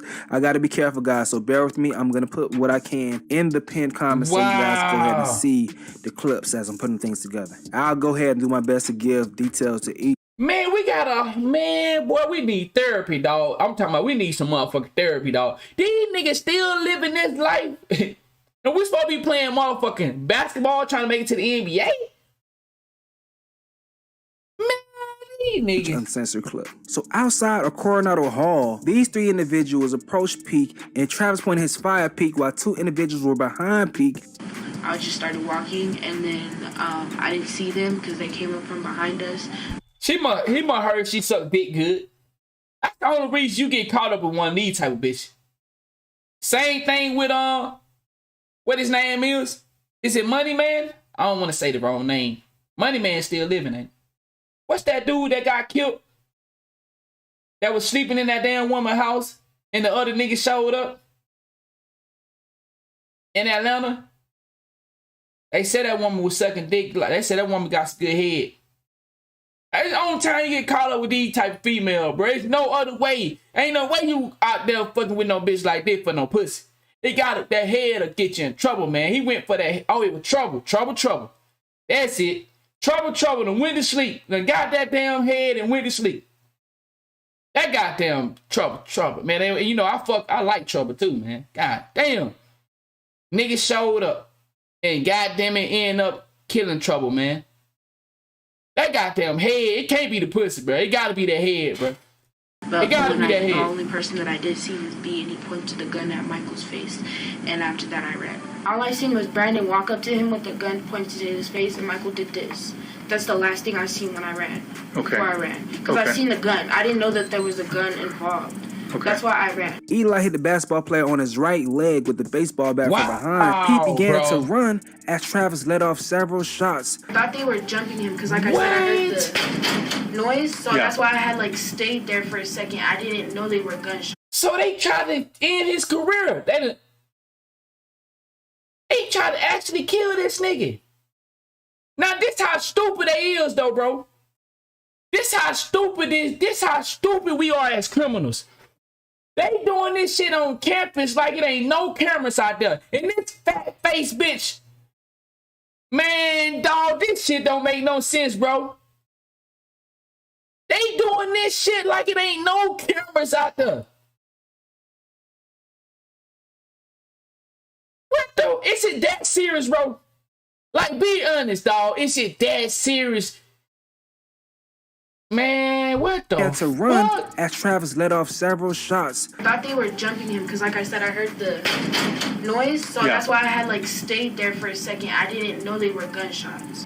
Luckily, you going to jail. Peake had that thing on him too, pulled it out, reached back, and bust back at Travis. Within the exchange of gunfire, Peake was hit, but he only was hit in his leg. And Travis was hit also, but he wasn't so fortunate. He was nice. He had, I felt so bad. And then now that my friend Brandon's dead, I feel like I'm kind of... Oh, shit. She going to jail, y'all. Yo, chat, do she go to jail? He was my friend. He is I feel so fucking bad. And then now that my friend Brandon dead, I feel like I'm kind of the bitch, you going to jail. Bitch, you going to jail. Bitch, you go. Man, this bitch going to jail, bruh. She set the whole play up. And now I'm talking about bro, I'm telling you, chat, for my young niggas out there, you play with these females if you want to, boy. Play with them if you want to, boy. Boy, you play with these bitches if you want to. Alright, nigga. Alright? You think it's a game? Nigga, how many times does it gotta happen where you get set up by these females? Alright? Keep being stupid. Keep being stupid, my nigga. Keep being stupid now. Alright? Boy, I tell you the truth, dog. Play with these motherfuckers if you want to. That he's dead. These bitches wearing bonnets at, goddamn it, 2 in the afternoon. All at Walmart. It don't even gotta be them. It could be the bitch you think is so perfect. Play with these females if you want to, boy. How many times does this shit gotta happen, dog? And she talking about she feel kinda bad. Kinda bad? The nigga dead. This bitch said she feel kinda bad. I feel kinda like it's my fault. Bitch, you told... Oh, Lord Jesus. Brandon Travis suffered fatal wounds and lost his life trying to get some get back for losing the fight at the football game. And now you lost your damn life, man. I thought they were just gonna jump him. Nobody was supposed to. Oh, she going to jail. This bitch going to jail, bruh. Man, she beat this case, dog. Ain't no more. Bro, this bitch going to jail. This bitch said, I thought they were just gonna jump him. But my young G's, you see how she was sucking Mike dick and still set him up? Y'all know they do that, right? You know they give you the pussy, they suck your dick and they still set you up. She was sucking and fucking on Mike and still was willing to set him up. Wow. She going to jail, dog. Nobody was even supposed to get shot. The plan was that they just wanted to jump. Bro, you going to jail. Nobody trying to hear that bullshit. Across the state. In this life, you gotta learn how to take your L's, dog. And why y'all banging this hard in college? Yo, these niggas banging and they supposed to be professional players. Man, yo. Y'all know she was fucking the whole group then. So Brandon was fucking on her too. That's another reason that nigga Mike was in trouble. Brandon fucking on her, Mike fucking on her. Come on, you know they ain't, you know she don't get it. She ain't gonna tilt Brandon off just cause they her friends. You know she was fucking on Brandon too, dog. Come on, dog. You know Brandon was hitting that pussy, dog. Getting his ball sucked on by that girl. Y'all see that girl, mouth. You know why that. are you at an institution where you should be focused on the next level of life and you doing some stupid, degenerate stuff? Nigga said she was sucking the soul out half of the campus. Just like this to stop you from even seeing that next level of life, man. Too many lines are being blurred in our society when it comes to the people that are supposed to be intellectuals versus the people that are supposed to be degenerates. Not saying that they're supposed to be, but they just are. But the thing about it is, for some type of reason, that lifestyle is praised too much. And for my parents, this is what you gotta understand. We think we sending our kids to school and they gonna be safe and they away from the niggas that supposed to be carrying on and acting like this. You see your kid at school, guess what? There's a chance they can run into this shit. How many colleges have we seen over the last couple months, kids coming up dead? Huh? Where is it safe at anymore? Where is it safe, man? We have I really think therapists need to be mandatory in these schools, bro. If you're going to pay all this money for these schools, they need to have therapy mandatory, bro. We need to break some of these niggas down mentally. What's going on in your head? That it leaks into the consciousness of the people that's supposed to be super conscious, and now we have situations like this that happen. My boy this is said stupid. safe to No say, parent it sends ain't their damn safe. child Shout away out to to college outside to camera. die by doing stupid shit that people do in the hood. But let me get back on track and continue telling y'all this story, man. So Mike P was able to hop off on the scene. One of the students at New Mexico helped him out until his friends came. When I got there, I just stayed with him. I gave him my jacket. I gave him some... What the fuck, y'all peep gang? The girl that set him up wasn't there to help him? My nigga Joseph, this nigga last name is Man. My nigga Joseph Man had to come and help him. My nigga Joseph Man had to come and help him. The girl that set him up is nowhere to be found to help this nigga through this situation. She ain't even stay and like come back and check the scene. My nigga Joseph Man had to come out there and help him, bro. His friends came. When I got there, I just stayed with him. I gave him my jacket. I gave him some warm heating pads. I tried not to panic because...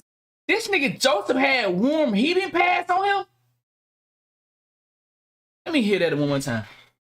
One of the students at New Mexico helped him out until his friends came. When I got there, I just stayed with him. I gave him my jacket. I gave him some warm heating pads.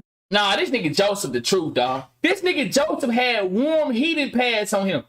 He a comeback nurse. Oh, sight, my nigga. That definitely a comeback nurse, bro. He definitely signed up for the military and he gonna be a first aid kit, nigga. Nah, this nigga need to get a medal, bro. This nigga had warm heating pads on him. Oh, nah, this nigga Joseph the truth, bro. This nigga Joseph a real one, bro. I tried not to panic because the guy looked like he was having the worst. Joseph said he tried not to panic. Man, this nigga Joseph the real deal, bro. His friends came in this Camaro, this yellow Camaro, and in some footage you can see him putting some things in the trunk. Those things turned out to be the gun and his tablet. and possibly even his phone before he was taken to New Mexico hospital to be treated for his wound. My nigga said Travis didn't make it to the that's his hospital. He was major. pronounced dead on the scene. Now, there's several different investigations that's going on since this whole thing happened, and the cooperation hasn't been easy for the police officers. Some people are cooperating easily, I don't and know. others are not. Another soul snatcher. I'm going to tell you what's going on with the investigation. So as far as the people that tried to jump Mike Peake, Jonathan Smith was arrested, and the 17-year-old girl. Wow, so chat. Remember, I said it was 6 people. So it's damn near 10 people's involved into this situation.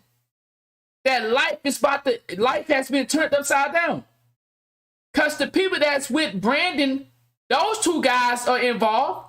The people that came to pick him up, they gonna be involved, questioning what they doing, you know, what they put in the trunk. Well, I know, I done met girl like that before. I know she was sucking the helmet off a nigga. I'm telling you, bro. Maya Honey Hill was arrested as well. Bro, you don't chat. You don't go outside at night with a girl like this and don't get your soul taken from you. They laid out the plan, but they all collectively told me to run. Maya is being charged with aggravated battery and conspiracy. Jonathan Smith was charged with... Wow, so she actually got charged. Silly little hoe. 17 years old. Your mama sent you there because she wanted you to better your life. And you out here sucking dick and getting niggas shot. And your friend end up getting this. Aggravated battery, conspiracy to commit a felony. Man, I got goddamn 4 daughters, man. I hope they don't be up there sucking dick, getting caught up in this shit like this. If you're gonna suck dick, do it in the dorm. Okay. I don't know what to say. Felony and 2 counts of tampering with evidence. Mike Peake was not charged. So Jonathan Smith told the police that he knew Travis had a gun, but did not know he planned to bring the gun. Smith said they dialed 911 following the shooting and threw his phone underneath the car. Eli broke a window and they entered Coronado Hall and changed their clothes in Eli's room. This whole encounter with the... That nigga said I'm gonna be on the news with my daughter. Man, I got too many girls, man. God damn. Hoping they don't lure no nigga out there. Those 3 acts lasted less than 5 seconds. This student, who is not named by state police, was in the hallway after the incident happened. Like he put me up against the wall with his hand. Like, and he's like, oh, if you say that, I'll beat you up, I'll beat your and like that. And this whole time I'm just in shock. Smith drove his car back and retrieved his phone. Wow. And Smith and Eli threw their clothes into a sewer drain near Lobo Village. Yeah. Oh, so they in trouble then. They actually tried to get rid of evidence. Oh yeah, they in trouble.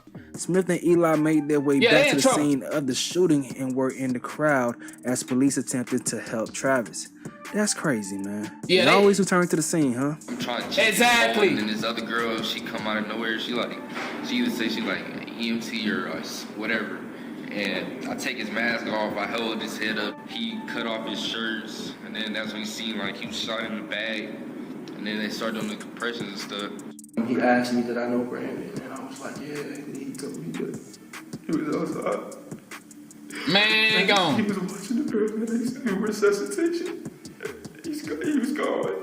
In fact, Upshaw was a part of the fight down at that the nigga said college education, but still stupid. With Travis, which prompted Travis's attack on Peake. I helped my friend fight, and I messed up my hand pretty bad right here. I got some stitches. I got my nose broke. They were just gonna jump him. Nobody was supposed to die. So Smith said he was not aware of what happened to the bat that was used. Now in that situation, things seemed pretty simple and cut and dry when it came to that part of the investigation. Now the things with New Mexico State, that shit is all over the place and it's kind of messy, and it may be kind of leading to the reason why Mike Peake was suspended indefinitely from the basketball team. They had kind of a tough time working with New Mexico State basketball team because they were trying their best to protect Mike Peake. So when the coaches heard about everything happening, they were immediately contacted and interviewed. This Mike's gonna have a long road ahead of him no matter what. Hey, so based off of what we know, Mike Peake didn't do anything wrong. He was protecting himself in that situation. But Mike Peake should have never been involved in this because Mike Peake has a career playing basketball. His life would change probably for the better from where he used to be. So I understand why the coaches are trying to protect Mike.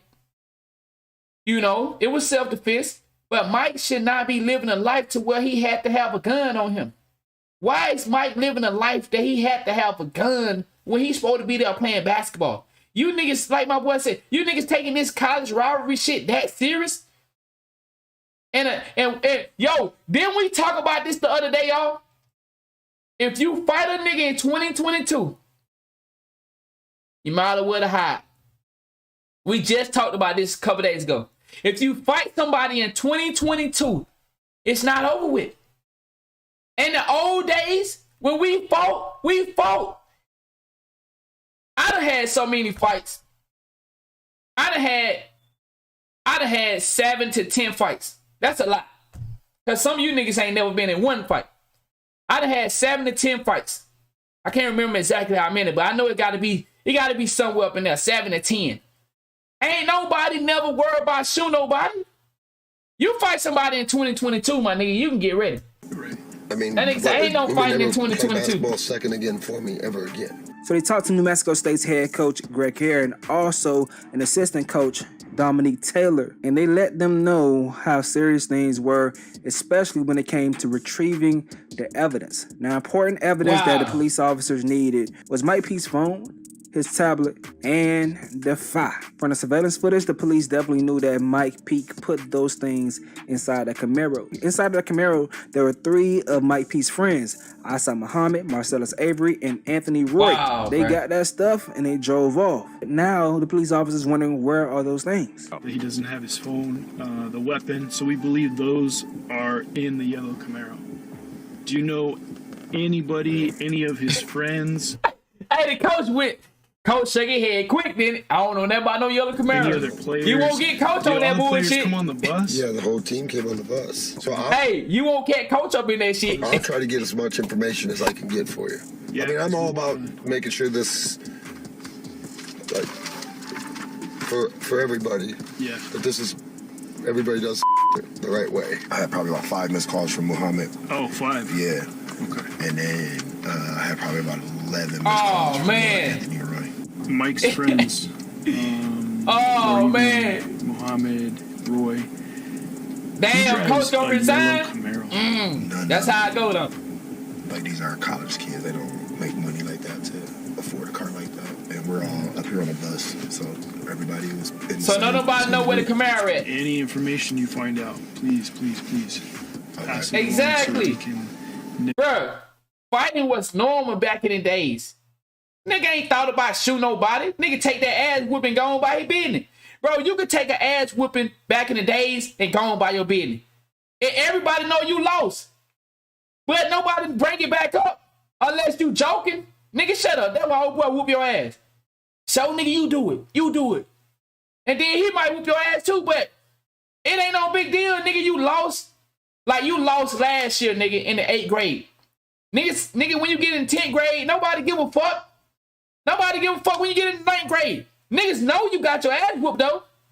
But it don't mean shit. This in the butt right away. For sure. Before anything else happens. Coach Dominic Taylor said something very, very important. He said that he did room checks. And as he was in the hotel lobby that night, making sure players were not violating the midnight curfew, Taylor said he saw Peake with 2 other players at about 1:15 and pointed at the elevator, telling them, hey, y'all need to get y'all ass upstairs. Now, Mike Peake told the detectives around 3 a.m. he took an Uber to go and see the girl. Now, the coaches wrapped up their conversation with the detectives, and the detectives telling them, listen, we really need that evidence. We need a gun and the other items that are placed in that trunk. We need that. So from that point, they dispersed. But as Target 7 discovered, according to state police reports, detectives reached out to both coaches hours. Well, look at these coaches. They look like they know something, though. Well, they look like, nigga, what? Man, these coaches, both these niggas look like they know something. This the white version of I know something, but I'm playing crazy. This the black version of I know something, but I'm playing crazy. Both these niggas know something, dog. Come on, these players have told these niggas something. Later, and neither answered their phones. Shortly after, state police discovered the team had left town to go back to Las Cruces. No disrespect to my G's in the chat. After state police, we playing basketball. Discovered, and this how we dressing. Y'all look. No disrespect. We changing our lives and the team had this how we wear our pants? Man, get them niggas off the team, bro. Man, get them niggas off the team, dog. Hey, man, come on, bro. At some point, we gotta stop being over here in this lane, bro. At some point, dog. The fuck you playing basketball, my nigga? We still dressing like this? We still thugs? We still on that gangster shit where we sagging like this, bro? You on a whole fucking basketball team, got a scholarship. Nigga, get this nigga off the team, left man. town to go back to law school. Look at this nigga. Man, these niggas gotta get out of it. Man, you can't have your pants up on your waist, bro, and represent us the correct way. Man, get the fuck off the team, bro. Cruises. God They had to damn, catch bro. up to the bus with their lights and sirens on These niggas, as they bro. went down I-25. All right, so the tablet, you have that? This video is taken after the bus was stopped. Assistant coach Lorenzo Jenkins is seen here handing over Peake's bloodied iPad. Nah, we canceled the game. That's it right there in blue. That one's it? All right. So his phone, do you know anything about his phone? I have no clue what's going on with his phone. The phone was later retrieved in Las Cruces at the home of Ed Posaski, Senior Associate Athletic Director for NMSU. I mean, I'm happy to pass the phone along and get it out of my possession. Police How the phone later end up in his motherfucking possession? What? Nigga, what the fuck going on with this type of situation? How the phone end up in that nigga? Nah, dog. Something going.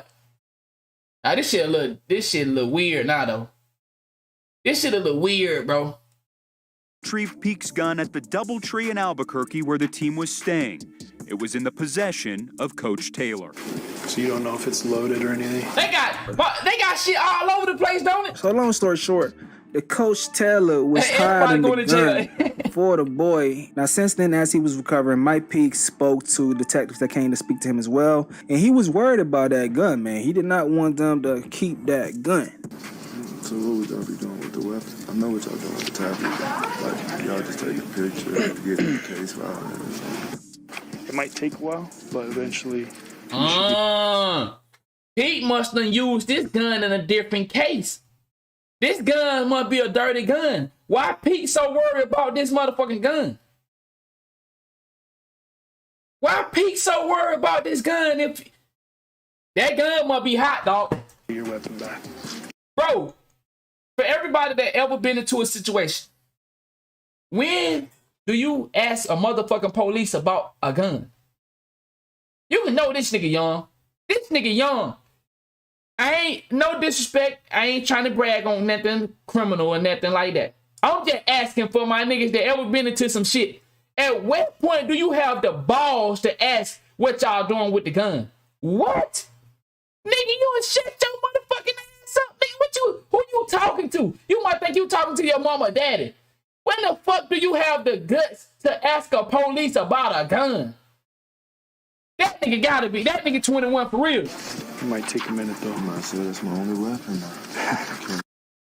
That nigga said that's my only weapon. Nigga, you need to shut up. Yo. They'll just send it to my house. Or I will have to come up and get it. You'll probably have to come up and get it. Yeah, for sure. Pete must be in some shit. Pete must got some enemies, bruh. He worried about that goddamn gun. My nigga said, what y'all doing with my dirty burner? That nigga worried. Pete must got some enemies or something. That nigga worried about that motherfucking gun, bruh. I ain't never heard a nigga asking the police about a motherfucking murder weapon. That nigga must got some people's after him, bro. I'm telling you, that gun seemed like it was much more of a concern than him keeping a spot on the basketball team. But as of now, as I reported earlier, Mike Peake has been suspended by New Mexico State indefinitely from basketball. But he still is able to be a student. My nigga said this shit Now, when I good first heard now. this story, I just seen a situation where a kid was defending himself, and I'm like, okay, he defended himself. Why would that lead to suspension? But as I broke down the story more, and also listened to the athletic director, it brought me to this conclusion. But here the AD talking, let's see if we came to the same conclusion. Could. Obviously, we have team standards, we have university standards, but every person, at least in this country, has due process. My nigga said protection from who? He in college. Exactly. Why is he still living that type of life? That nigga trapping in New Mexico, dog. And that's what's going on right now. Okay, that doesn't mean that an outcome is preordained. But, you know, as we work through, you know, obviously an active investigation and the campus continues to evaluate some things, you know, we'll still afford people due process even if, look at this shit, bro. I can't even do that. For that by the general public. The university and police have confirmed that Peake took a gun on a team bus to Albuquerque, breaking university policy and carried a gun on the UNM campus. That's a misdemeanor in the state of New Mexico. The school also confirmed that Peake was punished for his role in a fight on October 15th that was the alleged precursor to the shooting, as the UNM students allegedly wanted revenge against Peake. Let's break down this whole situation as far as every role that he played in leading up to this point. One. They shouldn't, though. That's what we saying, though. He shouldn't have nobody looking for him. He should be focusing on basketball. That's what we saying. Like, at what point do you leave this street life alone? You know what I'm saying? At what point do you stop getting involved into street activities? It's the same thing we ask these rappers. Y'all have made all this money and fame. At what point do you stop doing the Young Thug shit? At what point? Why would Young Thug have Lil Wayne bus shot up? Nigga! At what point why would Young Thug have Lil Wayne bus shot up? Why would CMG have, why would Young Dog have to make a song called 50 Shots? Like, come on, dog. At some point, these niggas gotta step away from that shit. He was involved in a melee, a crazy squabble at a football game. 2, you violated curfew, I feel even after a coach seen you and told you to take your ass upstairs.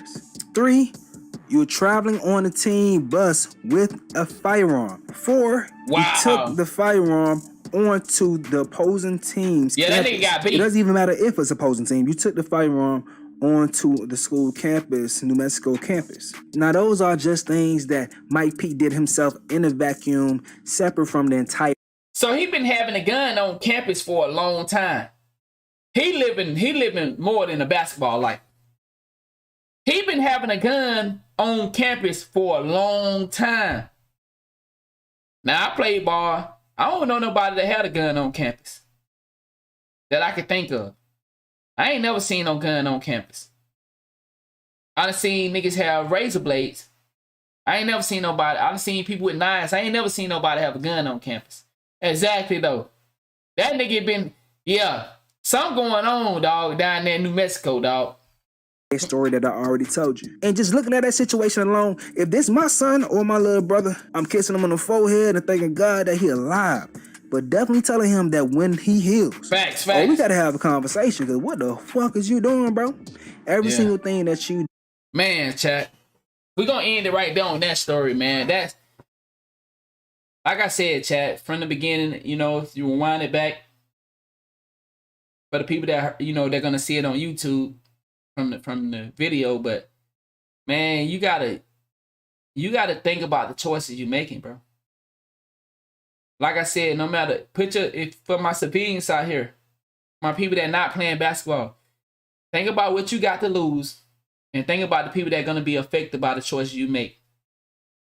At some point, we got to get away from this hood shit. You feel me? My nigga said he about to go do his research on that shit right now. Some point, we got to get away from the hood shit, bro. For real, dog. God damn, bro. Especially when you got a career ahead of you. You got things that you value in this world. The world is already full of shit. And you making you getting a light to be successful. You getting an opportunity. And come on, dog. Come on, bro. All right, man. We're going to move on with our next topic, man. This is one that we sort of been doing a couple days back. We finally finna get to it, man. And if y'all haven't seen that movie yet, we about to do the Troll movies review. I wanted to hear his take, man. My boy say it's going to be along the lines of some of the shit we be into. Y'all know we be into a lot of the conspiracy stuff. So I don't know if it's going to be on that type of topic, but he doing a review on it. So if y'all haven't seen it yet, and if you don't like spoilers, we are about to do a movie review. We're about to watch a video on the trolls. Now, what got me so interested into the troll, because I do believe giants and things like that have walked this planet and still walk this planet. You know, we done showed y'all time and time different videos of these giants. We just showed it like a couple days ago. So I believe there's a lot of ancient things that we don't know about in this world. And, you know, like I said, if you watch that troll movie, it just goes to show, like, some of these things that we hear are fairy tales and shit like that. Or fiction movies. You know what I'm saying? Shit like that. I think a lot of that shit is real. Like I said, man, the Jefferson. We go back and look at the Jefferson, and we look at today, we see a lot of the things that we seen in Jefferson. You know what I'm saying? So it's all based on something. Hey, come on, dog. Yeah, the imagination is powerful, but come on. You got to get the idea from somewhere. Get the idea from somewhere. So let's get into this, man. Let's get into it. He says all based on experience. And then you think about it. Like they just found this zombie. They just found this zombie virus. Think about that, y'all. How would they know what the name is? I mean, okay, they could have gave it a name, but how would they know where to look for this virus? How would they know anything about this virus if they don't have the documents from ancient time? All these things that they coming up with, they either created or they going through their documents that they stole and gather up. You understand what I'm saying? They gather up all this information of the world and then they rewrite it. But I know some of people don't want to believe into that stuff.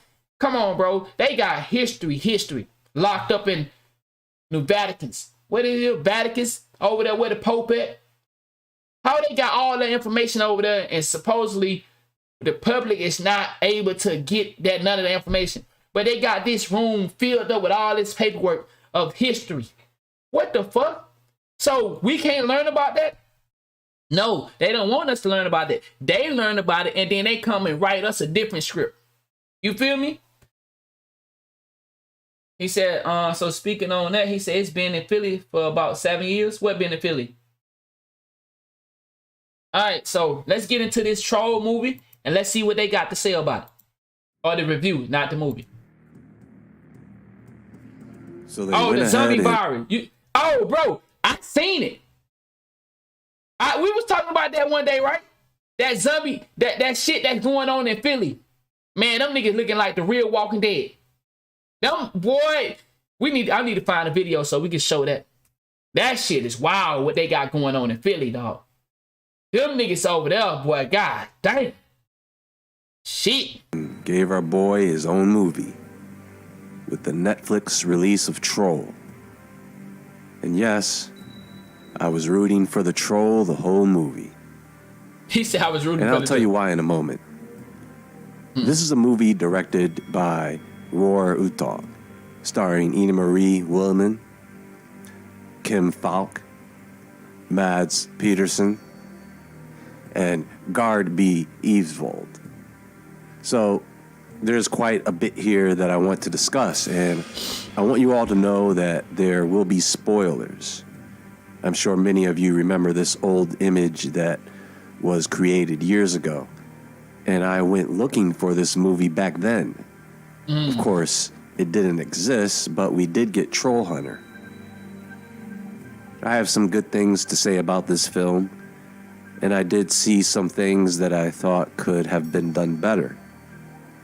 By the way, if you have not yet seen this film and are going to, I do recommend watching it in its original Norwegian language with English subtitles. It does give a different feel to the characters. But at the end of the day, this movie for me, it's just another excuse to talk about giants. Bingo! I like what I hear. Because what giants exist? It's no, like, come on, y'all. It's 2022. Everything that they say is a conspiracy 95% of it comes to be what? True. Things that people like me and y'all was called crazy for in 2022. Now, well, I mean, what you mean, 20, 30 years ago, niggas get knocked upside the head for having an idea about some shit like this. But now it's, you feel me?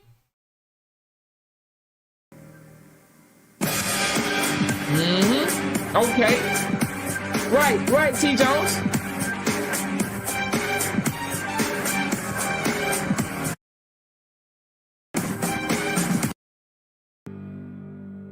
Fast forward just a little bit.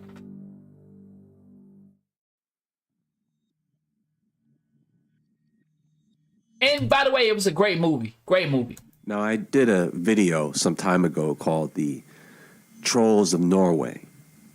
And I go over a bit of the folklore, origins, and mythology, the different types of trolls. So I won't do that again here. This movie, Troll, if you have not seen it, I'll try not to give too much away, but there will be spoilers. The cinematography was great. The landscape was beautiful. The acting was not anything special, but the actors will get you by. Like I said, if you watch this film in its original Norwegian language, it will give the characters a different feel compared to the English dub version, which can be out of sync at times. It somewhat pulls you out of the movie at moments. So for me, I don't think the so. issue with this film is they decided to go more Hollywood than indie. And when that happens, you end up with a lot of opportunity that is wasted. This is like Jurassic Park meets King Kong, and you see borrowed elements in this film, like the classic. Hey, not to get off subject here, who remember the new Jurassic Park versus King Kong? How they was battling in the inter-Earth. Something that we was told supposed to be a conspiracy, but yet they made a movie dealing with the inner Earth. Like, come on, dog. Come on, man. Like, come on, bro. Seismic vibration of liquid in a cup when something giant is stomping around nearby. Right. Or how about, let's take a car or a truck and get the monster to chase us in the car. Because all monsters love chasing cars for some reason, right? I mean, for crying out loud. They have the classic helicopters flying around the head of a giant scene. And just like in King Kong, these helicopters were stupid. Even after the first helicopter went down, they just kept flying around it with church bells attached at the bottom of each helicopter. I kid you not. Because trolls are anti-Christian and they hate the sound of church bells. It sends them running. Now, when I was watching the movie, I watched the movie before, my boy told me about this review. Told me to check it out. It's great. Now, when I was watching the movie, I'm saying to myself, where are we going with this? They said trolls can smell the blood of Christ. They hated church because of the bell. So that's what's something that can affect them. That's a weakness to them. I'm sitting here like, what? What? Like, it had me questioning, like, the understanding of this. How we get Christ's blood, trolls, church, like, where are we going with this? And so I'm glad I'm getting to hear the review and hear somebody that breaking it down from his perspective. Yeah, that was one of their plans that they executed in the movie. They had so many plans in this film because they had to stop the awakened troll from reaching the royal palace in Oslo, Norway, which apparently sat on top of a tomb of giants or trolls and held remains there, troll skeletons. And so this whole movie is that this troll is headed to the palace, and they've got to stop it. Deep in the Dovre Mountain, something gigantic wakes up after 1,000 years in captivity. The creature destroys everything in its path and quickly approaches Oslo. And the troll is the best part of this whole movie, by the way. They nailed the troll. Thanks. Most of the human characters were unlikable at best. And this is what I didn't care for in the movie. The reaction, the attitude, response, and roles of human characters.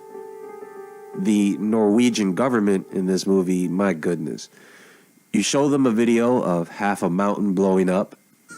Oh, it's gas explosions. You show them footage of giant footprints. Oh, it's sinkholes. Now, when you hear him say that, my boy said sound familiar? Hell, you beat me to it. When we see the unexpected goes on in the world, they try to play us like we some idiots. We looking at a footprint, they tell us, well, maybe that's something else. Nigga, what? So I like that he touched that. I fuck with that. I like the fact that when we see something or we hear about something that don't supposed to be real or it's supposed to be far-fetched, they try to play us like we stupid. Same thing when it comes to the COVID. They tell us it's an airborne virus, but we wear it. I'm not going to ever let y'all forget that. They told us there's a virus out here that is airborne, but we wore a mask.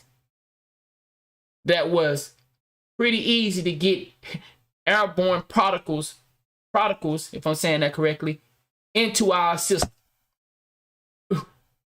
We can smell our fart, but somehow COVID wasn't able to get through the mask. Like, they just do us like we dumb.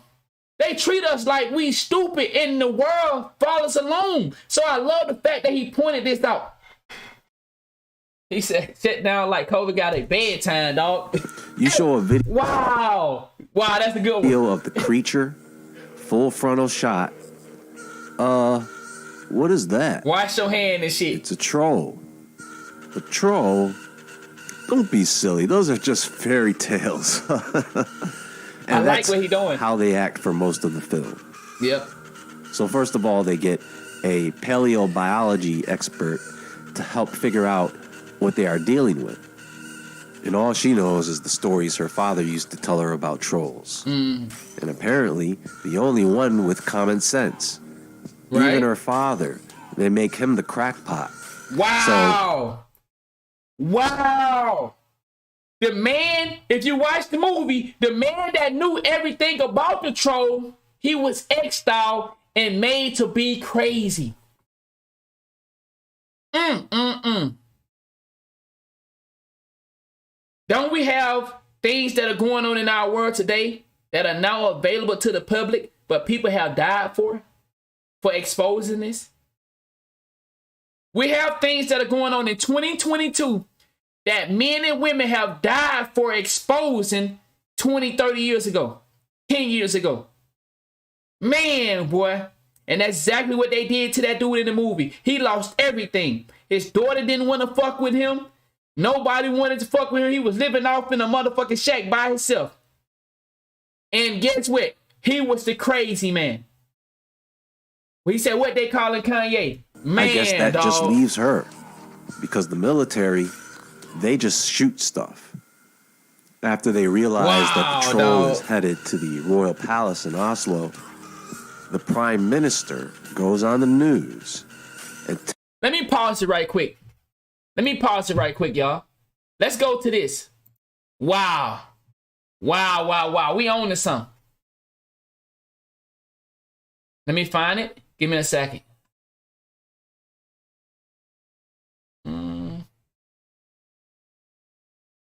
Decapitated in front of us. And until we deal with that,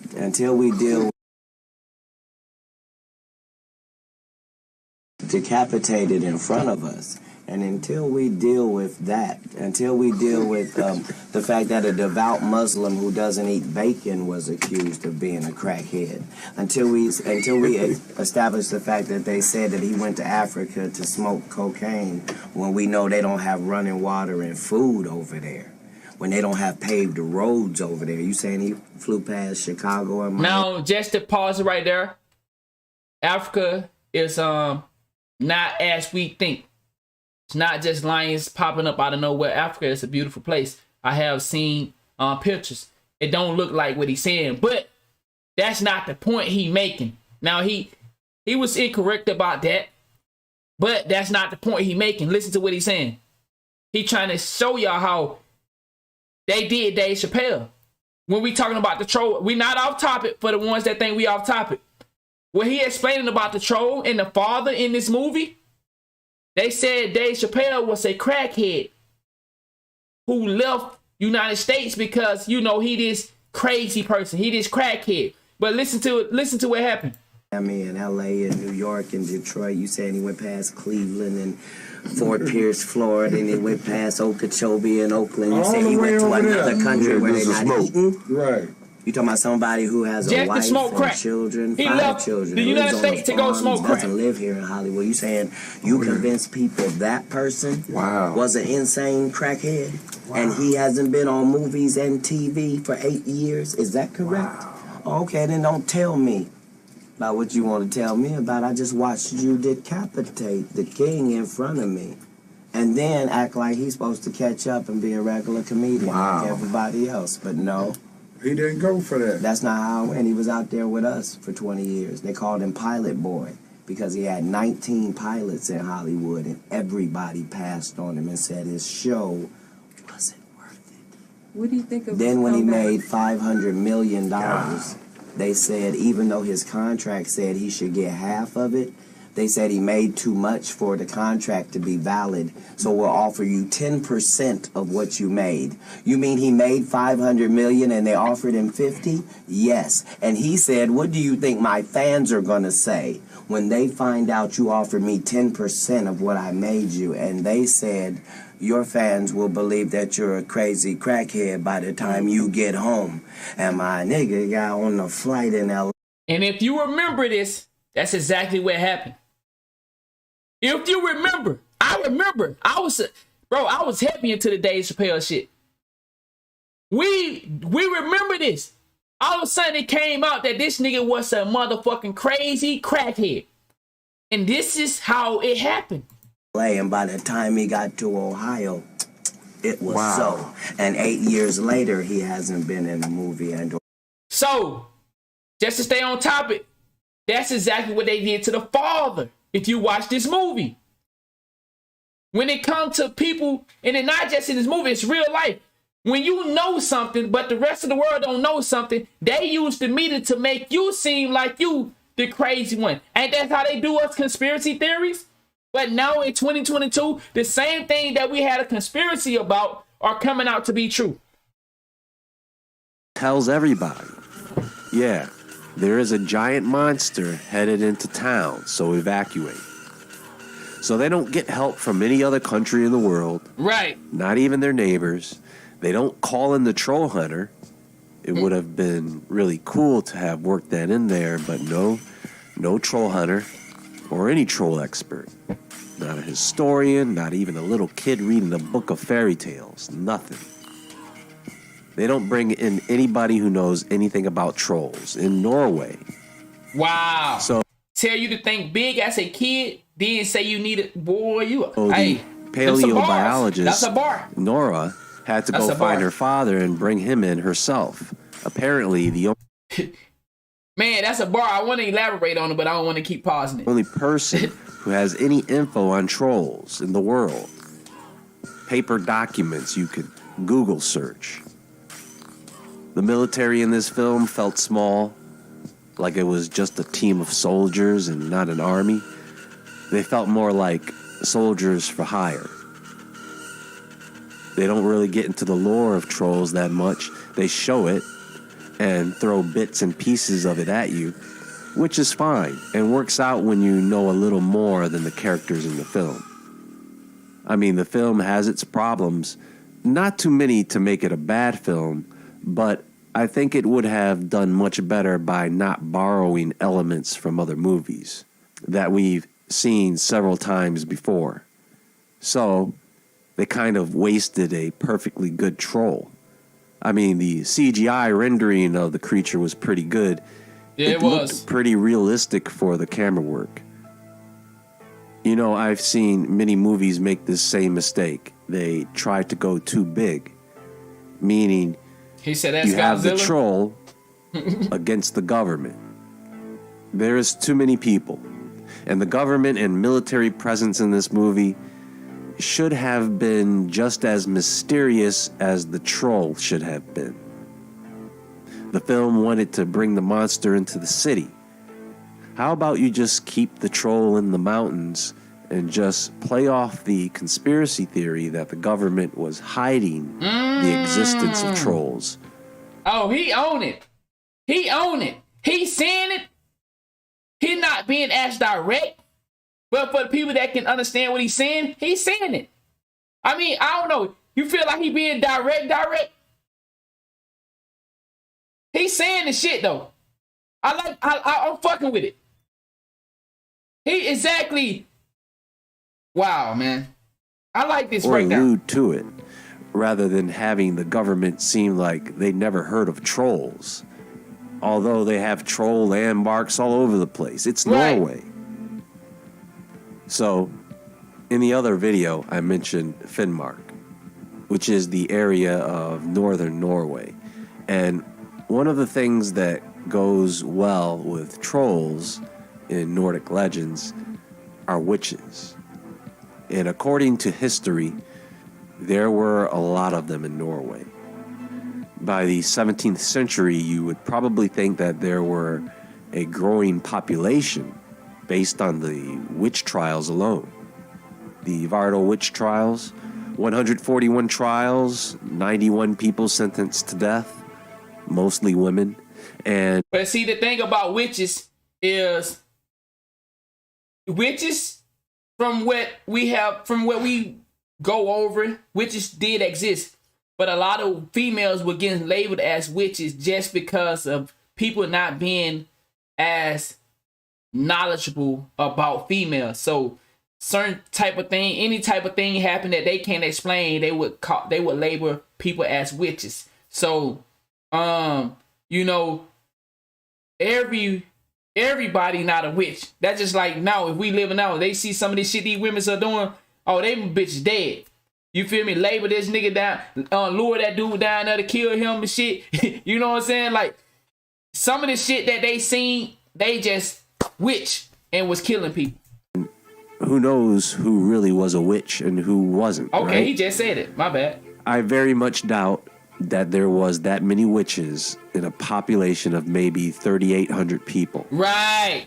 They thought they was doing blood shit and the women were having a cycle. But then again, if a certain way of life was trending among the population and if they didn't want it there, I guess that was the governor's way of stopping it from spreading. This is actually a monument dedicated to the people killed during those witch trials. But aside from those wrongly accused, there were real witches that practiced real dark magic. And traditionally, they loved to do all that in the deep wilderness. And over the ages of people doing this, in the darkness of the woods and mountains, you're going to have stories of strange phenomena, trolls, giants, the works, coming out of the wilderness of Norway. The mountain ranges of Norway are so incredible. They are like what you would see in a Hollywood fantasy movie. My boy Cam said we supposed to wash our damn hands anyway. Facts, dog. It looks exactly like a place where you would find... What the fuck they got to do with it? Okay, my bad. Giants and trolls and witches and sorcerers and unicorns, etc. Hey, anyone from Norway, let me know. I may need a tour guide if I decide to come out there one day. We'll go do some troll hunting. I mean, look at this place. That's all for now, folks. Okay, man. That's a great review, man. I like that. Dude, DC, is he doing other movies like that? Like when it comes to these movies that have these conspiracy theories, things going on, do he do other movies like that as well? I like that right there, man. But he do it all? Okay, let me subscribe up then. Let me subscribe. Okay, I like that. That was good. That's a good review. He actually talked about a lot of shit in there. He even talked about the witches and shit. So okay, man. But that's the take right there on the troll movie review. Like I said, man, we all know that a lot of this shit that they trying to act like we supposed to be clueless to, bro, people are doing their research now. A lot more than they used to. You know, it used to be just a private organization that go out and do this stuff. You know, they get certified. But now, nigga, you got regular civilians now out here doing their homework, studying and going to research shit. So it ain't just people with professional degrees. What's his YouTube? Woodward TV. So it ain't just professionals doing their research. You got random motherfuckers, man. He said, which can't nobody convince me otherwise, goddammit. I'm feeling you on that. I'm feeling you on that. He said, can't nobody convince me otherwise. Yo, appreciate that follow, big dog. All right, man. We're going to move on to our next story. Let's see. We're going to move on to our next one. Now, this guy here, bruh. This guy here. Y'all know we recently just did a video on this guy. Victor Bout, the guy that was swapped for Brittany Grinder. Now this motherfucker done got out and already did an interview. This nigga done already did an interview. Now, I watched another one on this interview where this nigga ready to join the fight between Ukraine and Russia. This nigga ready to get into action. Now, I don't know if he's talking about it on here, but we're going to listen to him and see what he got to say about. From what I heard, and they said this nigga was treated like he wasn't in jail. Yeah, they did a movie about him. Lost of Art or Lost of War or some shit like that. With Nicolas Cage. Bro, believe me, and that movie been getting a lot of watch time lately because of him. So a lot of people are going back to watch that movie. It was a good movie. You know. Oh, Lord of War. Okay, Lord of War. Appreciate it. Yeah, so a lot of people are going back to watch that movie. But let's hear. He just got out. This nigga already got an interview. You know, of course, people want to know what he been doing in motherfucking jail. Yo, listen to this. Do you hate America? No. You know, in fact, knowing many inmates, I figure out we're sharing way more common. Maybe America is very much similar. Look, it's the same size. They have it's the same kind of this. And when you talk to them, there is nothing there even to beef about. We are naturally, you know, born not to be enemies. And whenever there's conflict, it's elites. You know, every, you know, American I met in a prison who is from rural area. True. Was very easy to deal with. He has no problem with Russia, and he was curious about Russia, despite all propaganda. They're losing their Christian values. They're losing their families. They're losing... He's saying some real shit. Wow. That's crazy.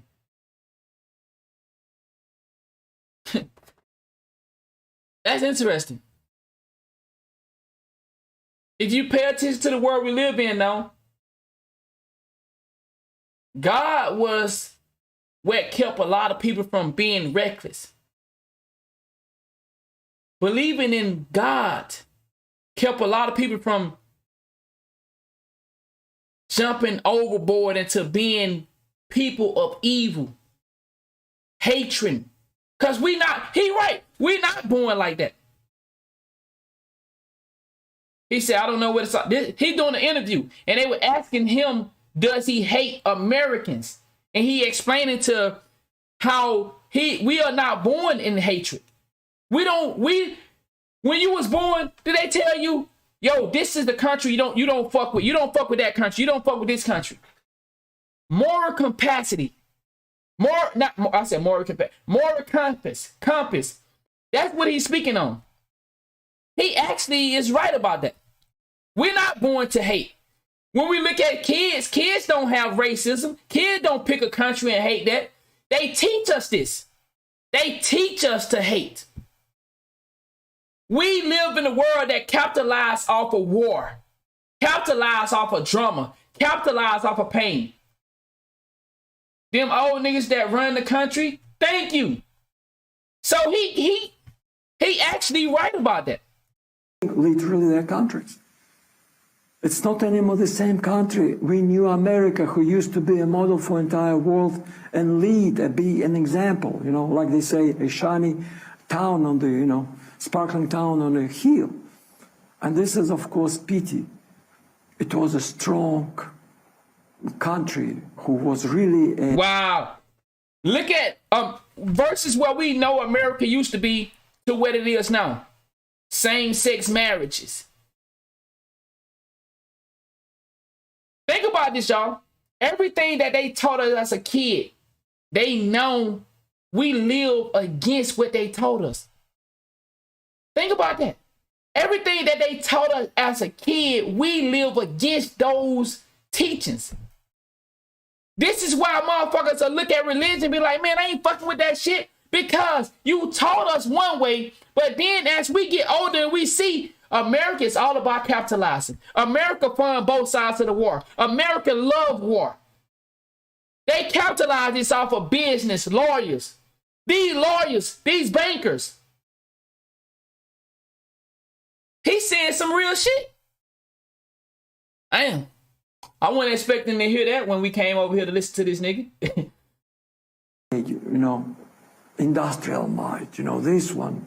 And look, for 30, 40 years, deindustrialization, drug problem, crime. Nobody want to get married now because everything is corrupt. Everything that was taught to us is corrupted. Everything. And who said it like that? It wasn't us. We don't control how things generate on a mass scale. We don't put out the media. Crime waves. You can understand, and I feel more empathy to American after this experience than I would feel any hate. What would you consider as the most important event of the years that you have spent in prison? Which events? International? Well, doesn't matter. Maybe international. 2014. Oh, okay. Why? And we said that the other day. They supposed to be supporting Ukraine, but gave them one of their top dealers. As Brody say, they joker. Well, it's, I guess, would be in the history as a turning point. It's a turning point of Russia. Finally stand up on its knees. Proud, strong. 14 years ago, when you were, if you would have known that it's going to happen with you, I mean, you're going to spend 14 years away from your family, from your motherland, would you do something differently in your life? It's difficult to live on the callings of your heart. But if you listen in your heart, facts. Yes, you're gonna, sometimes you get into trouble, but you never betrayed yourself. And this inner peace gives you enough strength to go through everything. Why? Because you don't have a conflict inside of you. Doesn't matter what. You have peace and tranquility because you trust in your heart. You trust in callings of your blood. You're trusting and you're never fighting who you are. Okay, man, let me know what you think about this video in the comment section. The reason why I posted this clip is because of what this man said regarding the United States of America. And he wasn't lying. Bro, you can... See, he agreed too. I mean, this is my first time seeing this video. And now I seen another clip of where he ready to get into the fight. But I didn't watch the whole thing. But from what he said about that, he's right about where we at. American was the beacon for every other country. And we talked about this before. No other country is as free as us. No other country. That's why everybody want to come here. But look at how they are flipping this shit upside down, creating evil. We thrive off of evil now. That's the most monetary gain. Is, like you said, drama, pain, suffering. There's no positive light to be in America. There's no fair.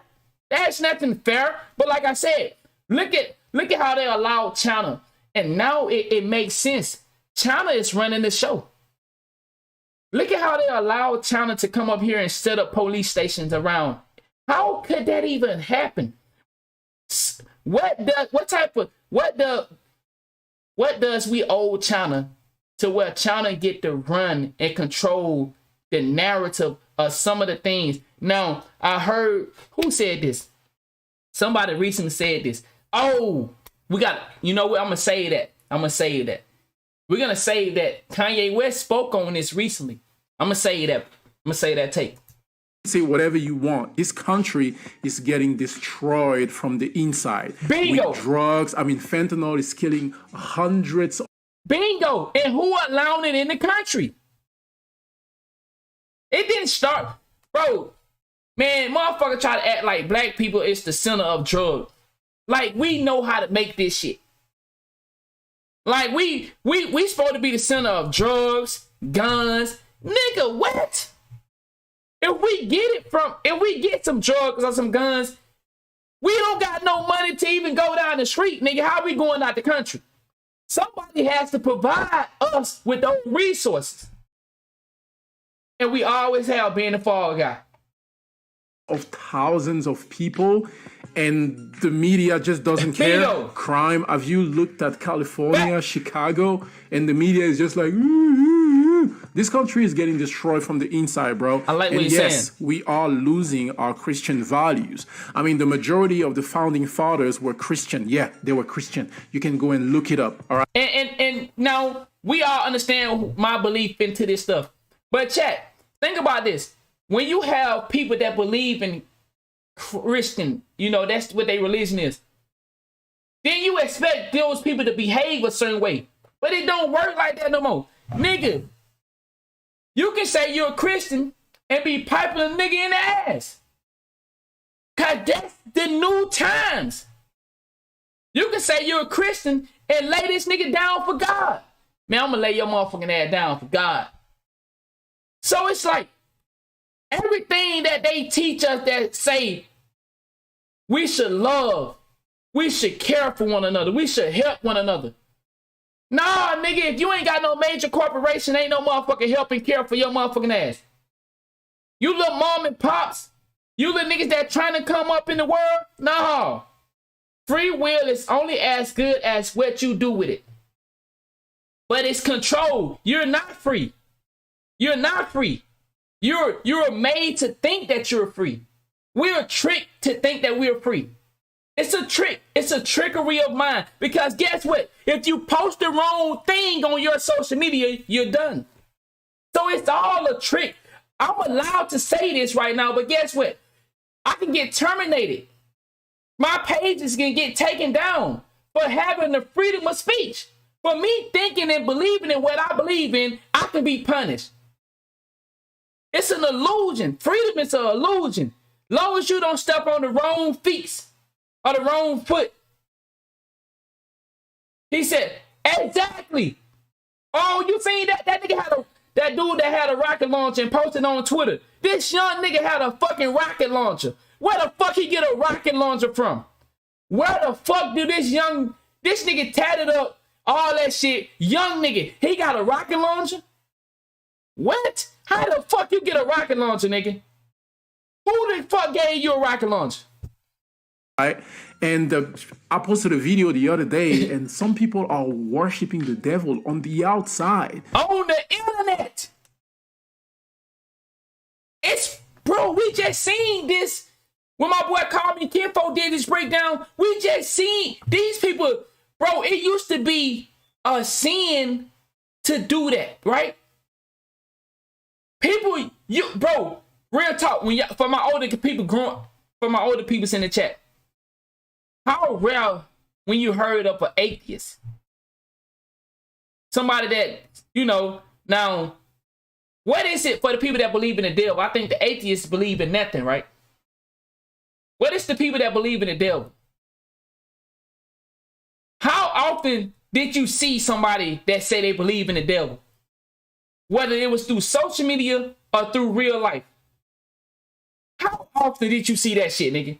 Nigga, that shit was like finding a needle in the haystack. You ain't see that shit. You feel me? Very rare. That shit was, now guess what? It's a normal thing. And we can pull it up on the internet and see people doing it in plain sight. We can see celebrities doing it. We can see people with tattoos of the devil. Y'all see how this shit done flipped upside down?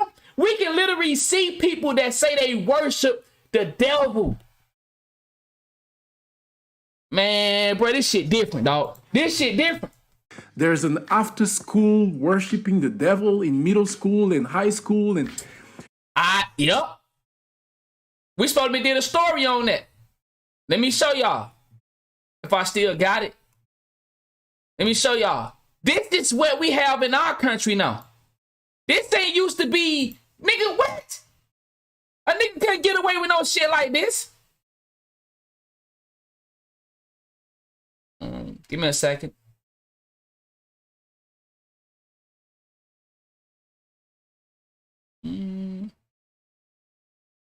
Almost there. A nigga couldn't get away with this, bro. Huh?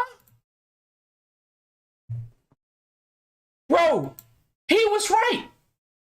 A nigga couldn't do this when we was coming up. Man, the whole U.S. citizen be on that nigga ass.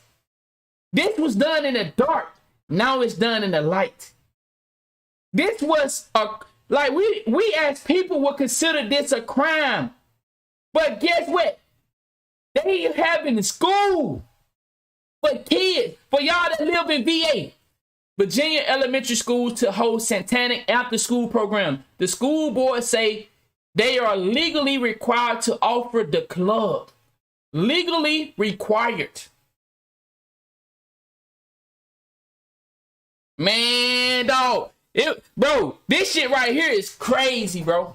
This shit is crazy, dog. It's just a mess, bro. And yeah, we are losing our families. I mean, the moment you tell your family that you might be voting for Donald Trump, they're looking at you like you coming from another planet. So in general, yes, we are losing this country. It's not. I don't know what name of the school. Virginia, yeah, they don't show the name of the school. Virginia Elementary School later this month will have a new offering for students called the After School Program. Okay. B.M. Williams Primary School in Chesapeake, Virginia on December 15th. So you live in this area, big dog? Better be. Watch out for them schools, bruh. No after school program for me. Oh, you know that school? Damn. Homie say he know that school. Ain't no after school program for your kid. Hell no, bro. The same. And if you watch my video, the first time my kids stay late at school, nigga gonna be an ass whooping. Come on in here. Come on in. Exactly. Like, they actually say this shit, bro. They actually say the word to hold satanic. Like, bro, make it make sense. They actually put this shit in there and then say they are legally required to offer the club. Man, get the fuck on out of here, bro. Get the fuck on out of here, dog. You know who I blame? I blame politicians in general, and more specifically, Democrats, all right? I mean, those politicians in the United States of America, politicians are millionaires, bro. Bingo! How the fuck are politicians some of the richest people on the United States? How? How? This is live. How are politicians some of the richest people in the world? How? How in the fuck? How? How? Because they all crooked, corrupt. Thank you. It don't make no fucking sense. Nancy Pelosi, worth $100 million and more, with a This old bitch worth $100 million. What have she done? Shit. 125K salary. Really?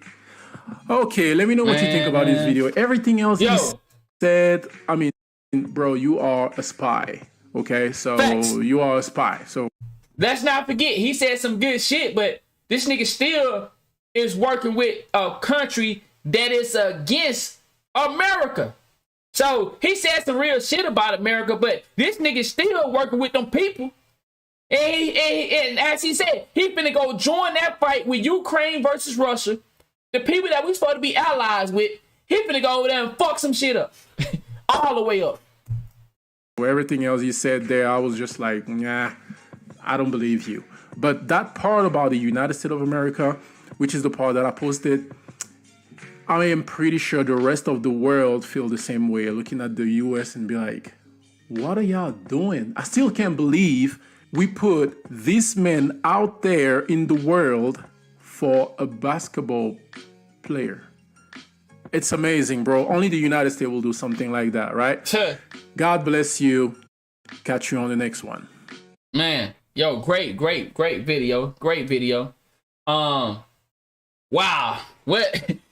Wow, boy. What in the fuck is going on, dog?